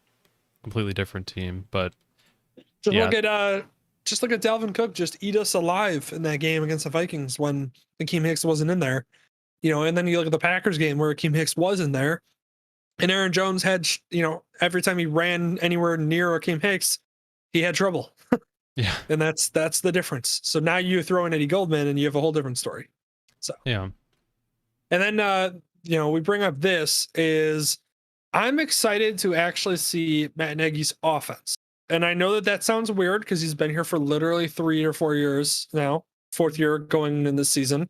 But that's the truth. I mean, we have not seen Matt Nagy run his offense to the, everything he wants to do because it just has not been a possibility because Trubisky couldn't run it. And then Nick Foles couldn't run it. And before that, I mean, you had 2018 where where they were doing well, but that was also his first year, so nobody had seen his offense. And even though it was limited because Trubisky was there and Trubisky was the quarterback, and the dude just does not know how to read a defense or make reads on passing plays. Now you actually get to see him potentially run it with a guy in Andy Dalton who knows the system, at least somewhat well or played a similar system. And then is also capable of running offenses. Like nobody has ever said that Andy Dalton's dumb or that he's not going to be able to pick up the new offense. So I think he can actually open up the entire playbook with him as well as with Justin Fields, because Justin Fields is, his guy. He actually scouted him. This is who he wanted. He got his guy. And Justin, it seems, Justin had the, kind of black quarterback stereotype that, he couldn't get through reads, which was just complete crap. And, it's just stupid. And, he can read defenses and he did it at a high level and was very accurate and very good in college. So I expect that the playbook is wide open and it's going to be exciting to actually see his offense run fully with a lot of weapons, and Damian Williams, who knows the offense from Kansas City, Tariq Cohen, who's back, David Montgomery, who's now, if his speed is actually improved, David Montgomery, that's literally the only problem that he had was his home run speed. Then getting wide receivers, Allen Robinson, Darnell Mooney in his second year. Let's see if he makes a jump. Maybe Anthony Miller will finally come back to being, rookie Anthony Miller.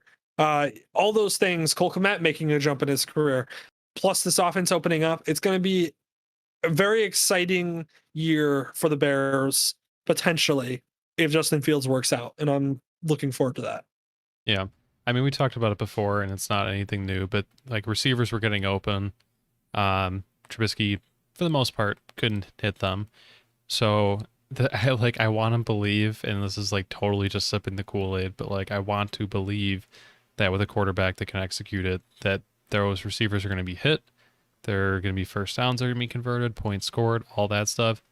I mean, I've seen too much tape of just seeing people basically wide open and just not get hit or down the field and just overthrown. So, I mean, clearly, if you're creating those openings and everything, the system does have merit and it does work. But again, you're going to get crucified if it doesn't actually translate to production itself, and that's what people at the end of the day are going to look at, unless you actually follow the team and are analyzing things. You're just going to look at the box score. Box score wasn't great, never has been the past 3 years. Oh God, it's been terrible. Yeah, so I do want to sip the Kool-Aid and hope that because this system has seemed to have worked, it just needs somebody else to execute it, that we're still going to be in good shape. And the number one thing about Matt Nagy is that he could have lost and should have lost, like absolutely should have lost the locker room a couple of times in the past year. He never did. So there's a lot of merit to go off of that. That's more of the intangibles as opposed to the actual head coaching itself and, the route concepts, everything else, executing the offense. But it can't be overlooked. It is a really big thing. And you got to give him credit for that. So I just really want him to be able to put that together and have both sides of the coin here. And I hope he does. I don't know. You want to like him for sure. So we will see this year. I am fully drinking the Kool-Aid here, and I'm going to say that I don't think that we have seen the best of Matt Nagy. And the reason why is because I think the last 3 years he's dealt with a quarterback who, when he gets into the second quarter and he looks at Trubisky and goes, "What are you seeing?" And Trubisky goes, "A receiver not open." And Matt Nagy goes, "Thanks. Let me go talk to Bill Lazor about whatever you just said."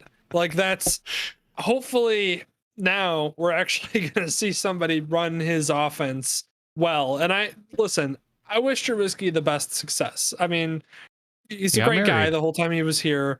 Yeah, he was congratulations to him getting married. He's a good guy and everything. wish him the best success. The man could not read a defense. The man could not stop making mistakes that a rookie would make in his fourth year.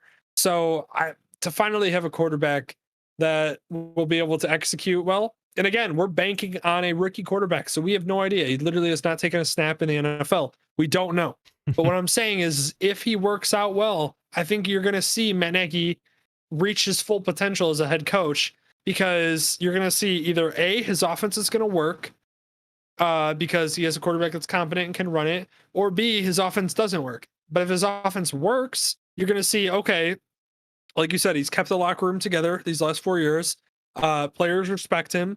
He, does everything else well. That's what everybody's always said about him, is that literally everything else about him as a head coach has been great. I mean, like, getting people motivated. All of the Bears have always been in games. It doesn't matter if we're watching Trubisky throw the third interception of the game to a receiver or to a cornerback that was standing there staring at him going, "Hey, I'm going to intercept this ball." And then he threw it to him. That's, as we're watching those games, somehow the Bears are still in games and still playing hard and still driving. Obviously saw the defense start to go all right, listen, we're not going to literally carry you guys on our backs for 3 years straight. But other than that, there's a lot of other things you like. The way that he handles the game, the way that he's handled, even timeouts and things like that, little things like that. I think he's done that a lot better than people give him credit for. And we've seen it game to game. And that's why you see opportunities in game-winning field goals and, drives where they were set up where, we could have won the game if if the drive was successful, or if we were able to hold off the team, things like that. But to have a competent quarterback run that full offense that he wants to run, if it's successful, means that Matt Nagy is an actual great, a good coach in the NFL, because he does everything well. It's just we haven't seen his offense actually be run to its full potential because we haven't had a quarterback that can do that. Yeah. Again, this is all banking on if Justin Fields can do that, and if Matt Nagy can actually, his offense is actually worth something. But, we're also talking about how the guy took over as offensive coordinator for 1 year and Alex Smith had his career year. So, I mean, there's a lot to say there. Yeah. I mean, don't get me wrong. There was definitely times during the year where we were just like, what are you doing with these? Again, there's always the meme about okay, you need 5 yards or whatever. Sounds like a screen off to the right for 2 yards. That did happen. Again, an abusive relationship, I'm just going to completely wipe my memory and pretend it's not going to happen again, because there's a lot of parts of that. But the thing is things like that and situations like that might also play a factor in that he doesn't trust his quarterback to make the throws or run the plays that he wants to run in that situation, because he goes, listen, I have Trubisky to work with. What am I supposed to do? Yeah, no, and that's exactly where I'm going with it too, is that there was a lot playing into those decisions. That was definitely one of them. And yeah, when we're thinking no, for sure, you can hit it, definitely ride with Trubisky at that point, and we're still in faith. He's been up and close with them for 3 years at that point, and those are the decisions he's making. So in context, things look a little bit more, it's a little bit more clear about why he made some of those odd decisions at the time. And yeah, it's probably that. It probably literally is just the fact that he didn't trust him, and, a bunch of other things. Offensive line injuries, there's a lot of things going into it, but boy, it was frustrating to watch. And here's another thing that I just thought about too is how many times did you watch a Bears game and you had to hear that the scripted plays at the beginning of the game ran well, and the rest of the game was bad? And you know why? It's because the scripted plays were him actually running his offense, where Trubisky could run it, because Trubisky literally, it was hey, you're running this play next. And Trubisky was like, okay, coach. Didn't have to think about it, just did it. Yeah, he didn't have to think about it. He didn't have to process. He didn't have to actually make decisions. And that's why those scripted plays work so well. And that's why if you watch the beginning of every Bears game, it's always impressive. That's Matt Nagy's offense. And that's what I'm talking about, is that's what I'm excited for, because that to me feels like what Matt Nagy's offense could be the entire game if he had a quarterback that he was confident in enough to run that offense the entire game. Yeah, no, that's a really good point. I did kind of forget about that as well. And I never really put too many comparisons to a Jared Goff, because that's the first one that comes to my mind of just okay, as long as coach is saying it, I could do it, and it executes well. But beyond that, and the mic's turned off in the QB's helmet and everything, then I start having to think for myself, and it doesn't go so great. But it's kind of funny because, yeah, you saw the scripted plays and everything, and Trubisky basically being a vessel for the offense of not having to use his brain, but like athletically still be a really good quarterback. That's kind of that's a good point. I forgot about that. It's funny to think about it that way. Yeah, and then there's just so many other things, like, the fact that Allen Robinson has a ridiculous catch percentage when he's double teamed. Like, who's throwing him those double team passes the entire time? Oh yeah, it's Trubisky going, I'm just gonna throw it up to Allen. Like, that's like, Yeah. like the offense could be run so much better if a quarterback was competent enough to read, the defense and know what's happening and not get fooled over and over again. Right. That throw against the Packers, I've referenced this. We talked about this when you were here. That throw where Adrian Amos was like, yeah, I knew the formation had happened 3 times before. They ran this play 3 times before. I knew he was going to Allen Robinson. Aaron Rodgers, Tom Brady, if that play was called, are not making the exact same throw on the 3rd play of the game in an important moment. They're not making that throw. They're changing it up. They're throwing it to a different receiver because they understand that, hey, the defense knows that I have to go into this guy multiple times. Let me go to a guy that they're not going to expect. And then that's when the play happens. And that's why you see those 2 guys be a lot more successful than everybody else in the NFL. And that's what we haven't seen out of any quarterback here literally since even Color. Yeah.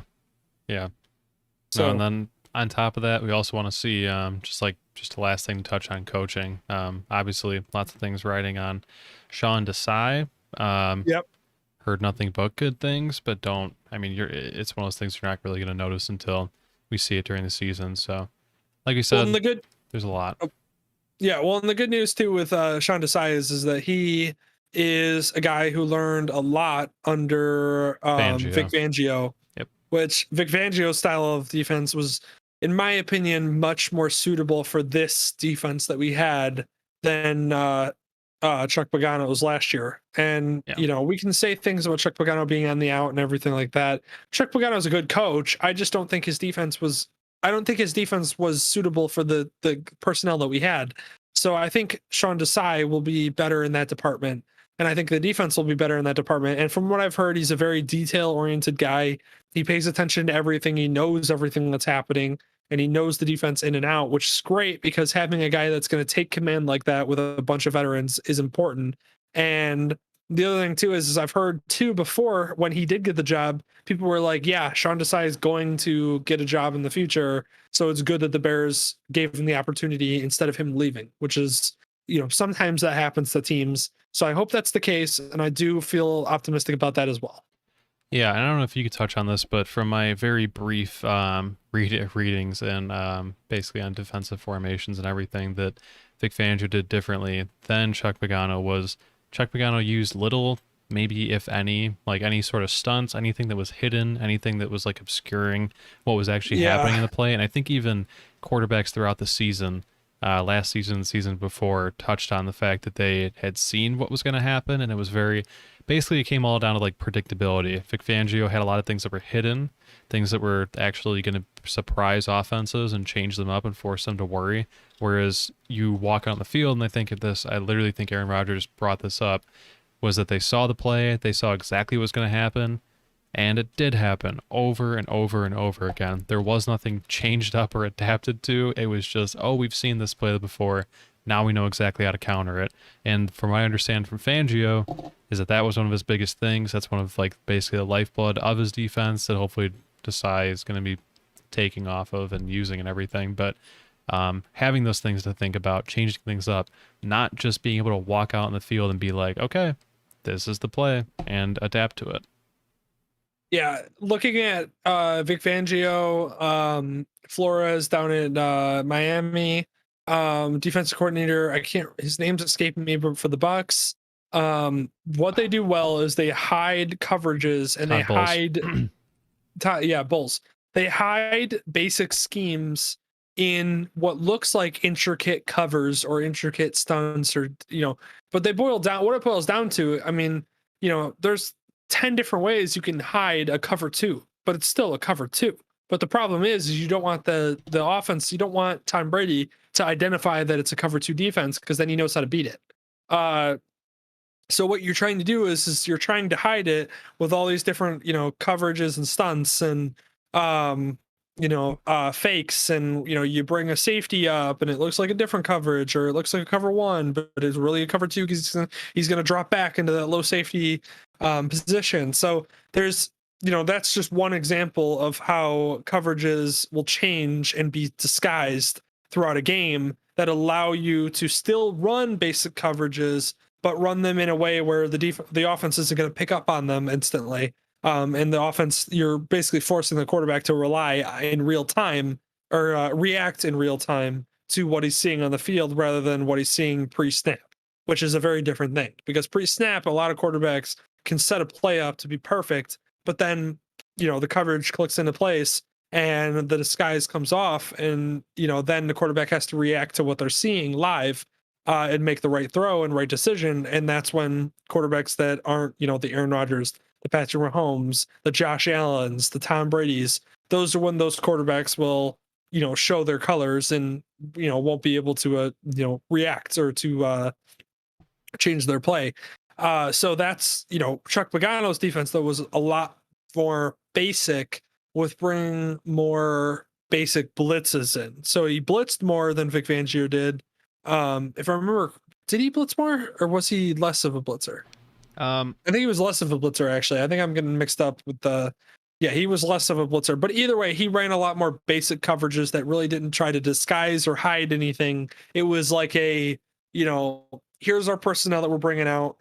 Yeah, we're running cover two, try to stop it, kind of thing.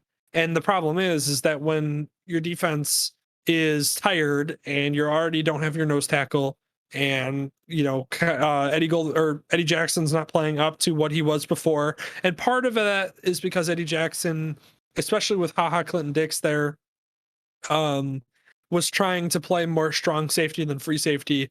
And then you saw it with Tayshaun Gibson, where he was able to kind of slide back into his free safety role, but it still wasn't there. And partly, again, that's because of the way Vic Fangio allowed him to play, was a lot more aggressive and a lot more taking chances, and that's where Eddie Jackson excels. So that's what you're going to see out of this new defense with Sean Desai is disguising a lot more coverages. You're going to have blitzes that aren't going to be so straightforward, where the quarterback can identify the blitzer immediately. And that's going to allow guys like Eddie Jackson to take advantage of a play where a quarterback is surprised by the coverage when the play actually starts, and then makes an errant throw or decision, and then Eddie Jackson's able to jump a route or make something happen. That's the type of thing that you're going to see. Or a quarterback panics and a Khalil Mack's able to get to him, or Akeem Hicks is able to get to him, or hopefully Robert Quinn's able to get to him, for God's sake. On one leg. And there's a lot to unpack there with that. But either way, the point is that's what you're hoping to see out of Desai. You're hoping to see him establish more of a complex appearance of a defense that has a very strong base to it, where players understand where their roles are, but also how to disguise those roles, so that way quarterbacks don't have such an easy pre-snap read on what's about to play out in front of them. Yeah. No, that was good. Thank you. That was a good coverage of the differences. Yeah. Okay. So now we shift over different sports, and this will be our final kind of topic or conversation. Is Major League Baseball had their Home Run Derby and All-Star weekend, or All-Star week, I should say, with the All-Star game occurring yesterday. So the Home Run Derby was fun because I love the Home Run Derby regardless. I feel like they dropped the ball a decent amount on the way that it was presented. And what I mean by that is they did not, like, if you watched it, like, did you watch the Home Run Derby? I missed it. Okay. So the way that they did it is like the guy would be swinging and just taking pitches and just hitting balls. And it would be like, the guys would be like, yeah, he really hits from power. Oh, there's his third home run. Like, oh yeah, that one was actually, that previous one that he hit a couple ago was 520 feet. pretty impressive. That's an actual record. And you're like, why am I not seeing this live? Why is like they used to have like the distances on every home run, and it used to be like a, you know, as soon as the ball left the bat, it was like a, "Oh, there it goes, it's going," and you're like, it gets you excited like just for every home run. And I know that they have sped it up a little bit, and I actually like the style that they're using, with it being a 3-minute period where guys are just able to hit home runs. Because before, the way that it worked is they had 10 outs, which essentially meant that if they missed 10 hits, like say they hit one and it was like a line drive and it missed the fence and it didn't go over for a home run, that was considered an out. And then they would only get 10 of those. So it was unfortunate because if guys went on runs late, like say they picked up 6 or 7 outs before they started going on a run, they might not be able to reach like, you know, 15, 20, 25 home runs because they weren't able to get into a groove, you know, after missing a couple. Whereas the new, you know, thing you saw with Ohtani, he was a perfect example of why the new format is better, in my opinion. Is the dude barely, I think he hit like 3 home runs in the first like 2 minutes almost of his 3-minute segment, but he just got into a groove towards the end and started blasting them. And that's when he was able to catch up to Sosa. And it was a great matchup, which you see right now. You're just about to see on your screen here in a second.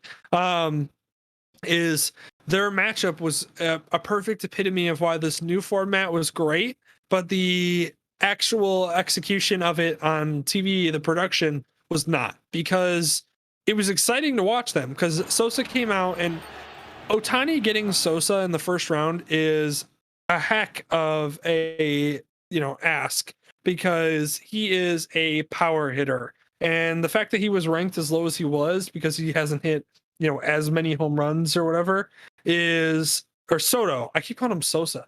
Soto. Sorry. I was confused. Soto. Yeah, I was throwing me off there. Wrong game. The reason why Soto is a great hitter is because he's a great power hitter, and he's been that way since he came into the league. And so the fact that Ohtani pulled him in the first round was, you know, already going to be a ridiculous matchup. Because if Soto, you know, wasn't going against Ohtani, he would instantly be the favorite in whatever matchup it was, except for maybe Pete Alonso. But we'll get to that in a minute. But so it was a great matchup to begin with, the first round. And Ohtani came back and, you know, ended up catching him with 22 home runs. And then it went to a swing off where they each got a minute to hit as many as they could. It was funny because Ohtani actually, one of his last hits just missed being a home run. Otherwise, he would have beat Soto right there in the swing off. And then it went to a second swing off where it was 3 swings, I'm sorry. And Soto hit 3 home runs on all 3 swings. And then Ohtani missed the first swing. And it was like, okay, it's over. You know, you can't catch up. He hit runs. So, you know, you missed the first one. That's it.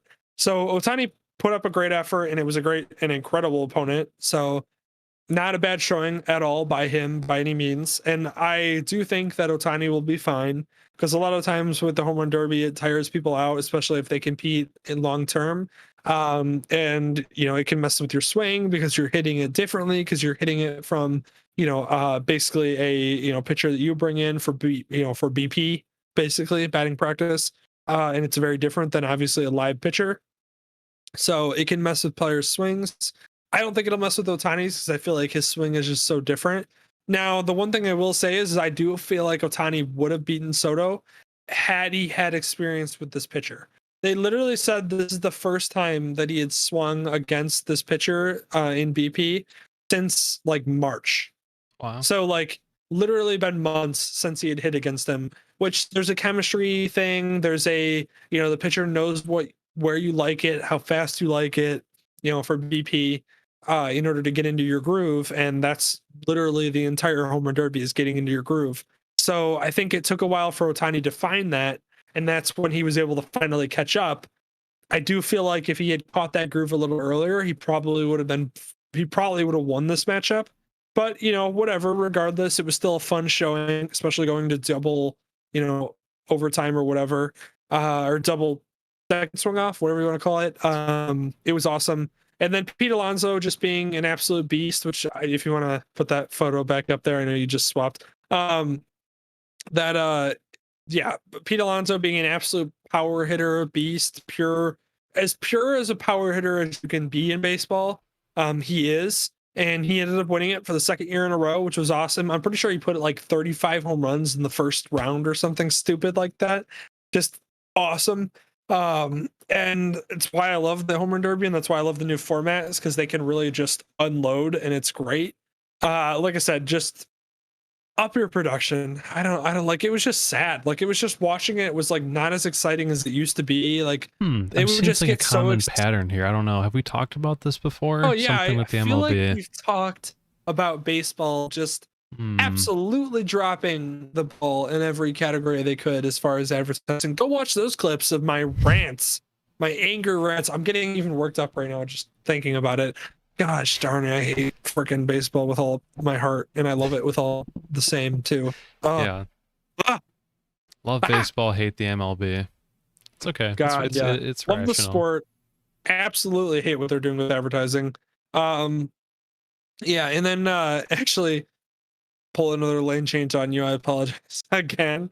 Can you pull up the picture of Vlad and him, or Vlad and Otani, that I sent you? Because that was a good one too. Yeah, I think you know what I'm talking about, right?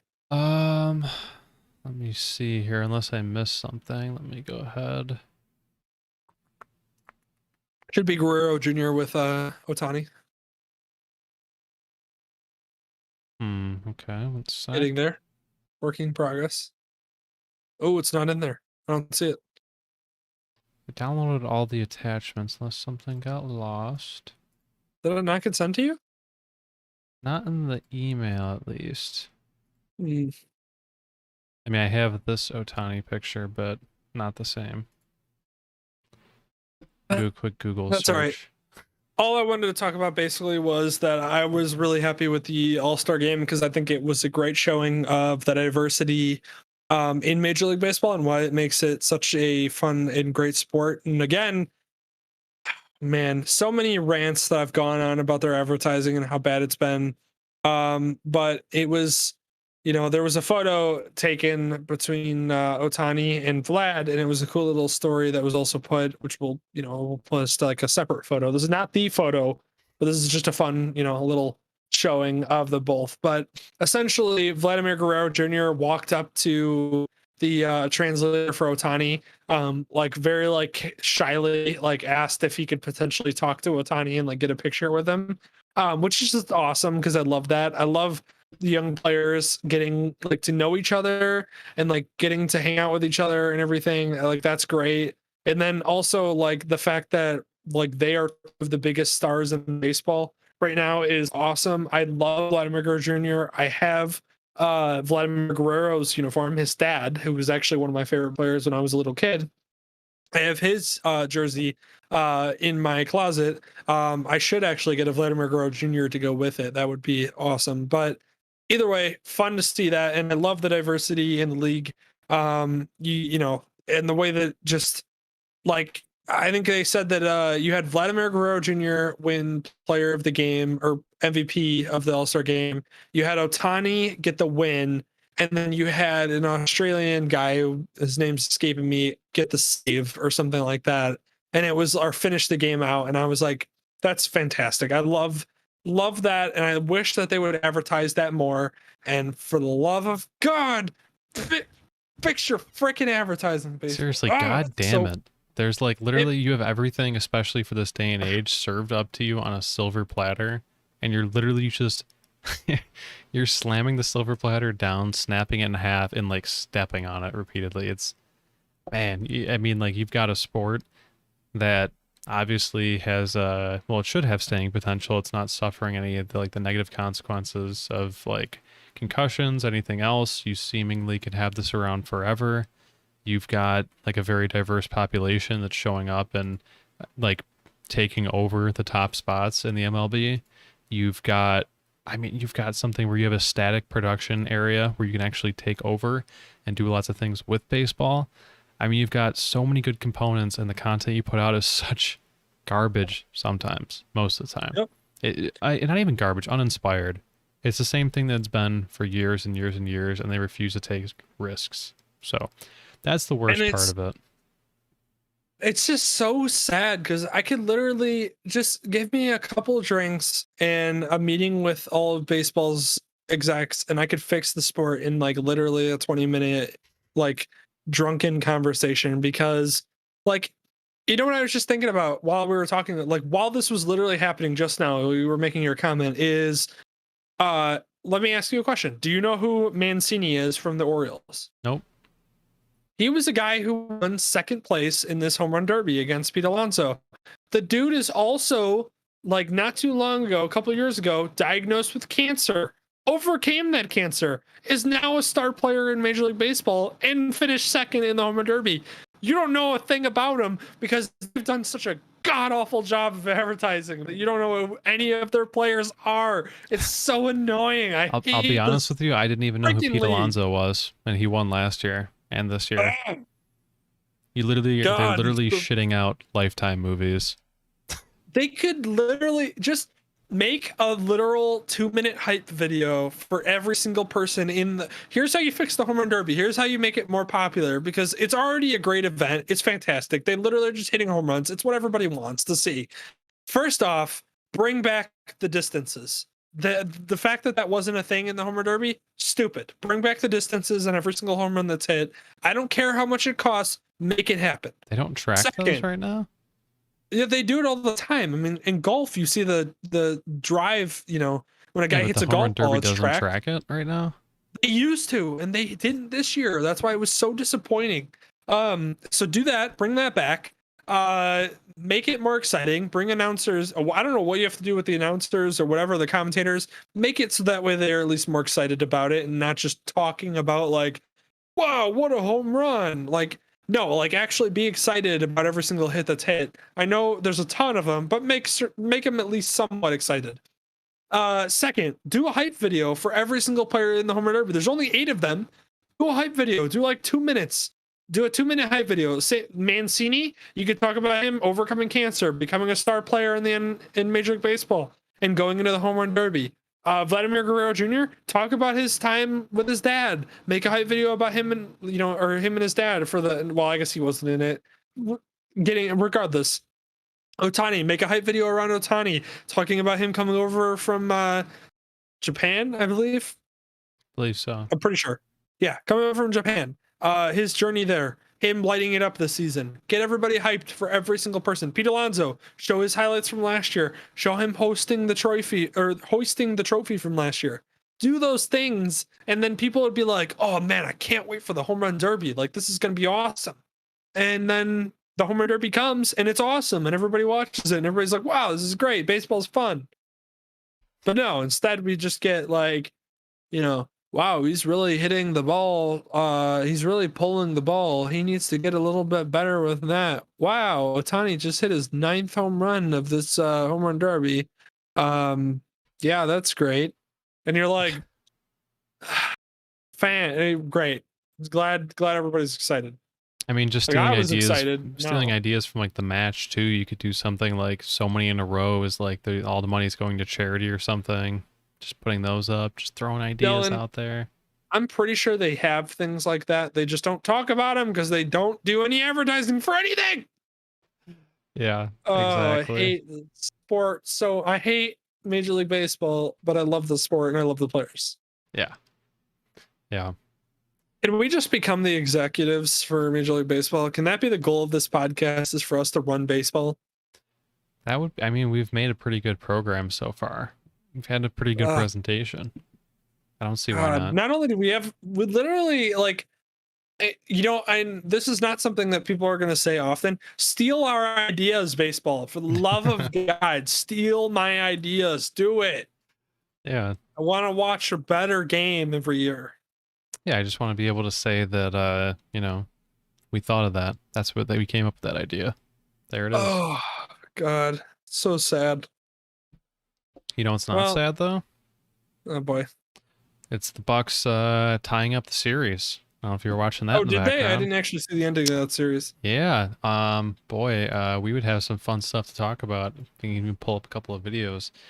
The refs, I don't know. They swallowed their whistles. Apparently Devin Booker was trying to take his sixth foul, and he benched himself thinking he fouled out, but he did not. And apparently it was one of the worst showings. And I mean, I watched a little bit of it, and I kind of agree.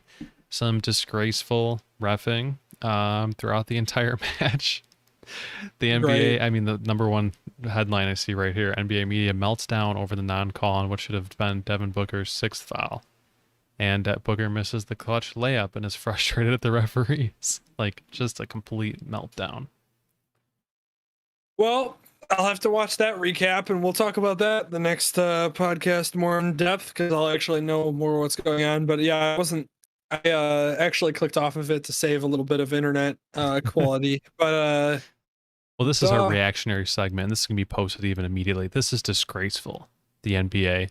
You should be switching over to the FIBA rules at this point. You're having a bunch of stars who are just leaning into each other. And I've seen a lot of things, and I brought this up with you too, or sent you videos to it at least. They need to get away from the whole shoot and then lean thing. It's boring to watch. You're going to turn into soccer in the way that they handle fouls, and the people who are just begging for any sort of extra advantage and stuff, because it makes more sense mathematically and statistically to go for those. It just sucks as a viewer, and we're sick of seeing it. The soccer, I want to enjoy and watch soccer. I can't when I'm laughing at all the fouls that they're taking and pretending they've been poked in the eye and they tear their ACL only for them to run and sprint down the field 3 minutes later as they're fine. It's bleeding into every other sport, and it's terrible. And I'm going to give the one just before your part. The more Americans watch the Euros final on TV than the NBA finals. Come on. Go ahead. yeah. Well, the one thing I will say is the one thing I give to soccer is I saw a clip the other day that was hilarious, and it was like it was a guy who got hit, and it should have been a foul in like the box, and so he should have got a penalty kick for it, which is huge because penalty kicks aren't awarded very often, and you don't, get points very often that way. And the guy didn't flop; he just like kind of like stood up and was like, look at the ref, like, come on, like that was a foul. And it was a foul. Like he straight up got hit, and he didn't flop or anything, and the ref didn't call it. And then literally like the same thing happened to a different guy, and the guy flopped, and the ref called it. So it's like one of those where I'm like, okay, I kind of get why flopping is a thing in soccer now, because like if that's gonna happen, where like you're not gonna get a call in an important situation because of a lack of flop, that's crazy. Yeah. How is that not a foul? That was not a foul. That's the thing that's just bleeding and melting over the internet right now. He tackled the dude. What am I looking at here? I'm watching Drew Holiday get tackled. He literally attempted to foul him to send him to the line. Yeah, I guess that's been happening the whole time. 38 points, by the way. Doesn't feel great though, but that's the number one headline I'm seeing out of it. There's also the sick block. Like I probably rolled this once, but still pretty cool. God, what a series. Well, we're now 2-2. I was saying the Bucks have to win this in order to I literally said earlier in the podcast the Bucks have to win this in order for them to be viable in the series, and they ended up doing it. So let's see if they can get a win away at the Suns place. That should be a story all on its own. Oh God.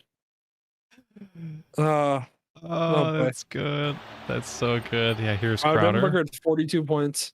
Crowder with back-to-back flops. Sorry, back-to-back. Yeah, back-to-back flops in the clutch. Look at that. The eyes again. Like they're going to hit in the eyes. Oh, man. That's rough. Chris Middleton had 40 points. That's why they won. Sheesh. Devin Booker had 42 and Chris Middleton had 40. By the way, Chris Paul, 10 points. 5 for 13. He was 0 for 2 from 3. Wow. 0 for 2 from 3. You got to take more threes. That's unbelievably not aggressive. Second, you got to be hitting the shots. I mean, come on. I know teams are different when they play at home, but geez, my God, hit something for the love of God. So apparently Devin Booker was basically trying to just be the entire team for the Suns. And guess what? That didn't work out. Yeah. So. Wow. I don't know. Like I said before, when the game is still going on, excited. That means more games, more things to follow, closer things. If we're looking at the 3-1 series, gotta tell you, I would have given even less of a care than I do now. If it had gotten down to there. Now that's tied up, I'm a little bit more interested. That's a little bit more exciting to follow. Yep. So I'm happy. Oh, 100%. So, Yeah, and especially if that foul didn't get called and the Bucks still lost, oof, we'd be looking at a hellscape tomorrow morning. oh, 100%. Because that's an and one right there that should have been called on Drew Holiday. And dude, I don't know how I've seen lesser called for a foul, like clearly. And like when a guy defender grabs the dude like in his shoulders, like puts his hands on his shoulders or like tries to do like the hugging method Yeah, on a layup on a breakaway, that's a clear like, hey, I'm fouling you so you don't make this shot.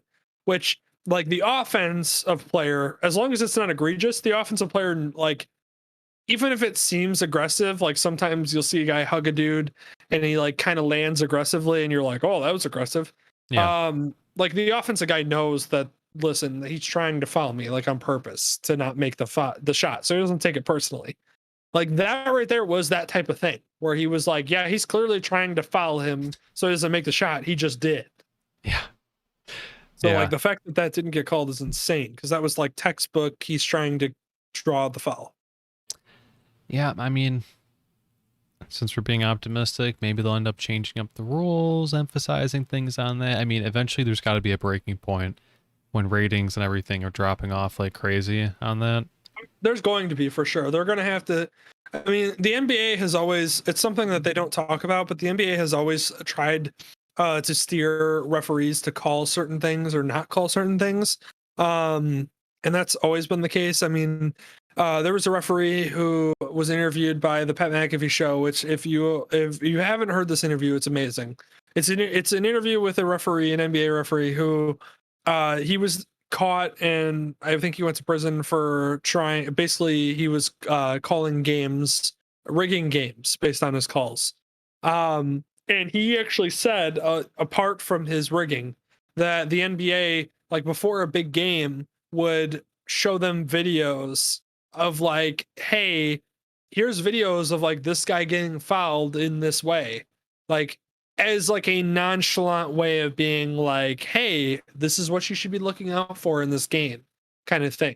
So the NBA is always pushing, you know, hey, you should be looking out for these type of fouls, you should be looking out for these type of incidents, so that way you can call them and not just, hey, call the game as a normal basketball game, which happens all the time. You Yeah. know, so James Harden is not going to get called the same way that Giannis is going to get called. It's the same. It's the way, and same with LeBron. You know, LeBron, there's plenty of times where he doesn't get fouled when you're like, oh man, he should have gotten fouled there. But he's big and strong and makes layups through people because he's massive and bigger than everybody else. So sometimes you're like, oh, he got fouled hard there and they didn't call it. And then there's other times where like, you know, he'll get tic tac fouled and you're like, dude, that was terrible. I don't know why you called that. And, you know, it gets called. It's the NBA, how that happens. So yeah, there's no way. The NBA unfortunately has been very popular over the years and they're rolling in the money. So the problem is that it's going to take another couple of years of this where people aren't watching, because like I'm not watching this finals. Like we're talking about it and yeah, we're a sports podcast that has to talk about it because Self-report. it's happening. Not But watching like it. we're really, huh? I said self-report, not watching it. Yeah, I didn't watch this game, and it's because like I'm doing the podcast, yeah, so I kind of have an excuse, and I'm trying not to use up too much internet thing. But like, if I was just chilling, I'd probably not watch it because I'm like not that interested into it because it's the finals. Like, I want the Suns to win in my opinion, but I also don't care who wins because neither of them have won it in forever. So it's like one of those where I'm like I could care less who does, but Yeah. yeah, it's so, but I would watch it. Like, I fondly remember watching like the Miami Heat versus the Mavs and the Miami Heat versus, you know, oh man, who did they beat in the next couple finals after that? Oh, that's drawing a blank. But either way, I remember watching those finals. Oh, the freaking Spurs. I'm sorry, Yeah, I was there we gonna go. say. Oh, I knew that one. The Spurs. I remember watching that series. I remember watching the Cavaliers versus the Warriors. I remember watching, all of those series, and the fact that now I'm like, eh, is a sad showing for the NBA, because I'm a big NBA fan in general. I mean, I follow the Bulls. I know all of the players. I know, their freaking height, weight, stats, all that stuff. But I don't want to watch the game because it's just like, yeah, that team's going to go on a run. That team's going to go on a run. Third quarter, if a team's down by 12, if they make a run where they're starting to get close, and at the end of the third quarter, they're like down by 4, then I know the fourth quarter is going to be interesting. But if I look and they're like not really making a run, then I'm like, fourth quarter is going to be boring.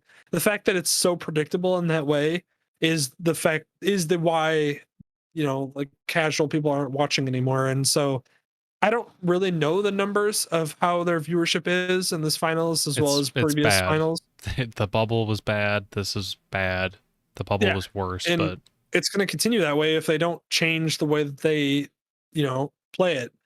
The fact that you can't hand check anybody is where the NBA started on this downward spiral towards, anything they want to call will get called, and anything they don't want to call won't get called, and that's where we're at, and it sucks. yeah. I'm always confused. It's just like, oh, that's a foul, but that's not a foul, and it just seems like such a judgment call. But like, in my opinion, it'd be great if the MLB and the NBA did a bit of a wife swap for a small period, because I feel like they could fix each other up in different ways. The NBA is great at selling superstars. The MLB is horrible at it. The NBA is horrible at being efficient on ruling and, making the game go. The MLB is not great at that too, but I feel like there's a little bit more fairness and a little bit less bias that play into games. So I think they could probably do a lot I think they could do a lot if they if they switched it up for a little bit, because the NBA lives and thrives off of superstars. They do not live off of the game, the competition of the game. They're literally a drama league. It is the sitcoms and the soap operas for guys. So yeah, they live off the storylines and they live off of superstars. I mean, look at the Bulls. The Bulls literally have 2 all-stars on their team and they didn't make the playoffs. Like, that's the NBA is a superstar driven league, and it always has been. Even back when the day when people were like, the Warriors dynasty is so bad for sports, and blah, blah, blah, blah. It's like, dude, the Bulls won 6 championships in 8 years. The Lakers versus the Celtics were basically the entire 70s. I like, what are you talking about? Like, or the entire 80s, I should say, not the 70s. The 90s and early 2000, the late 90s and early 2000s after Jordan left were basically the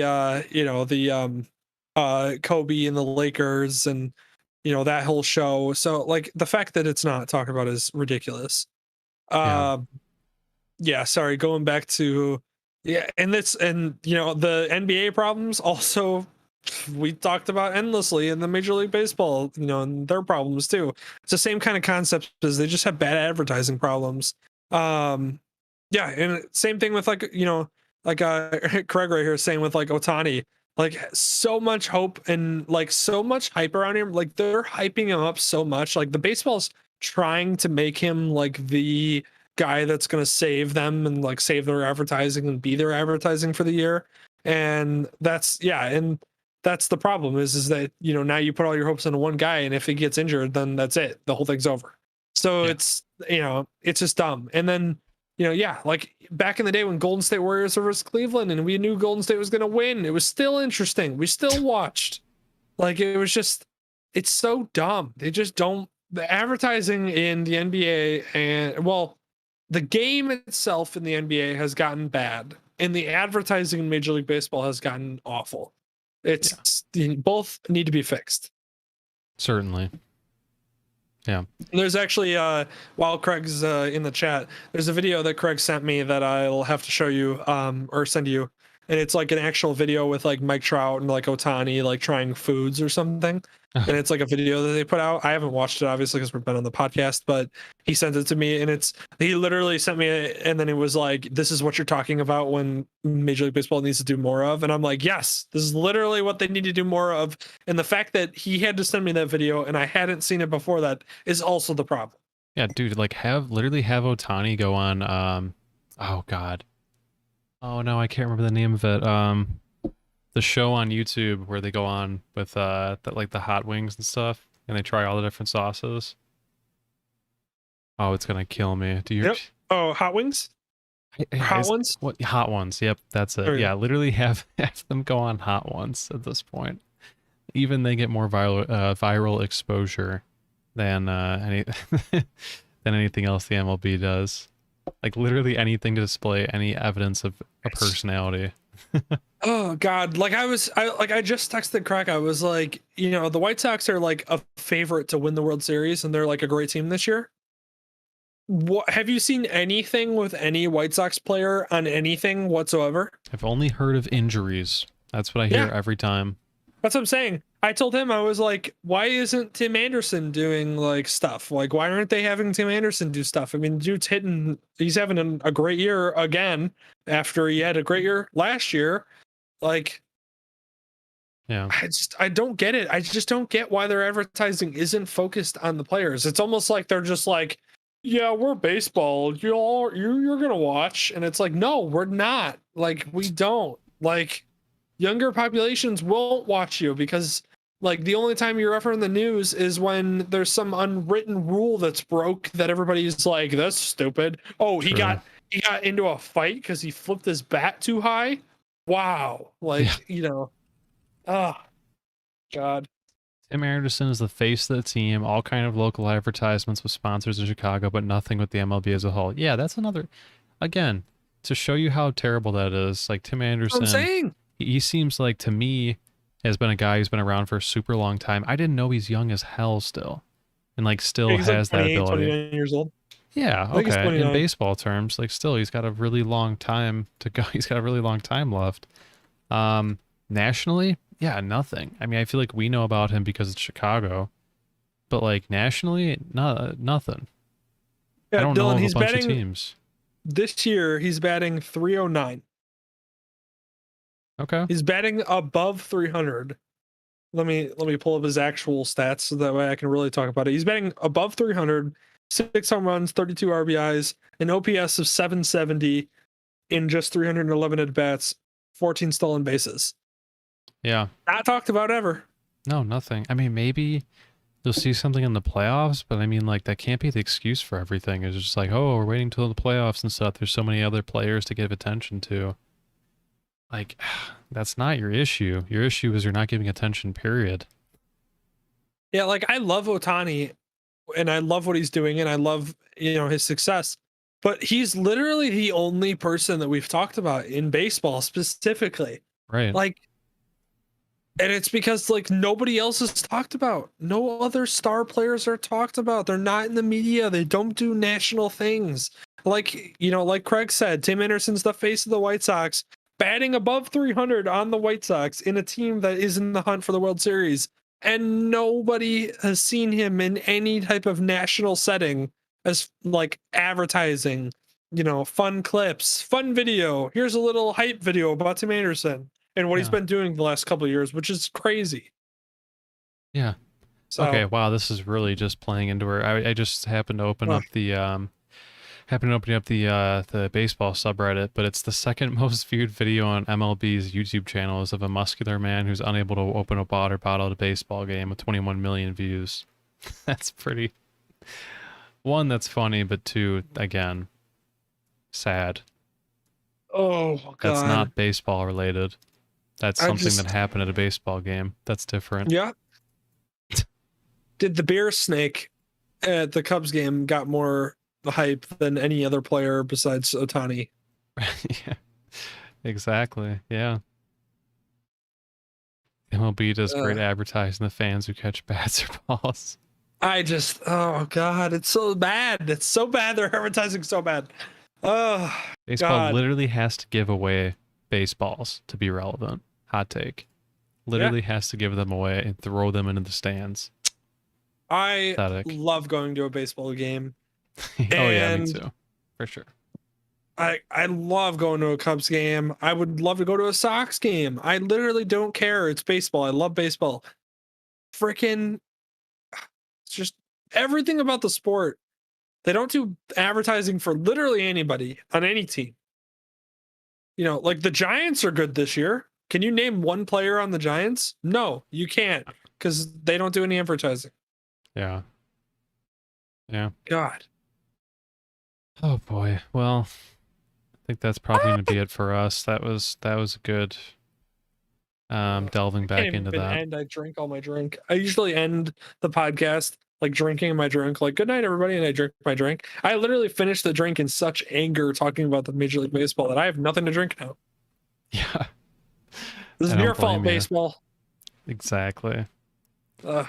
Well, thanks for everyone stopping by and tuning in. It's another good week. Look Yeah. forward to things changing in the future. Yeah, Especially we have in the the next Olympics couple of coming weeks. up, The which is Olympics are crazy. coming up. Yep. Probably going to see some different changes to the stream as well when I get some more time finally. I'm a bit of a flux right now. I'm doing some moving. So once that things have settled, hoping to get more time to spend on changing things up and improving things. But yeah, otherwise, same thing as usual. Our videos we post on YouTube, our different clips will also be posted on Spotify and Apple Podcasts as well. And I will be doing that in the background. So, Yeah, I another week, another podcast, another rant about baseball, and talk about Bears, and we'll be back next week. Yeah. Can't wait. Gotta have them all. So have a good night. Have a good night to you as well, Craig. Take care, and see you next Wednesday. Good night. Yep.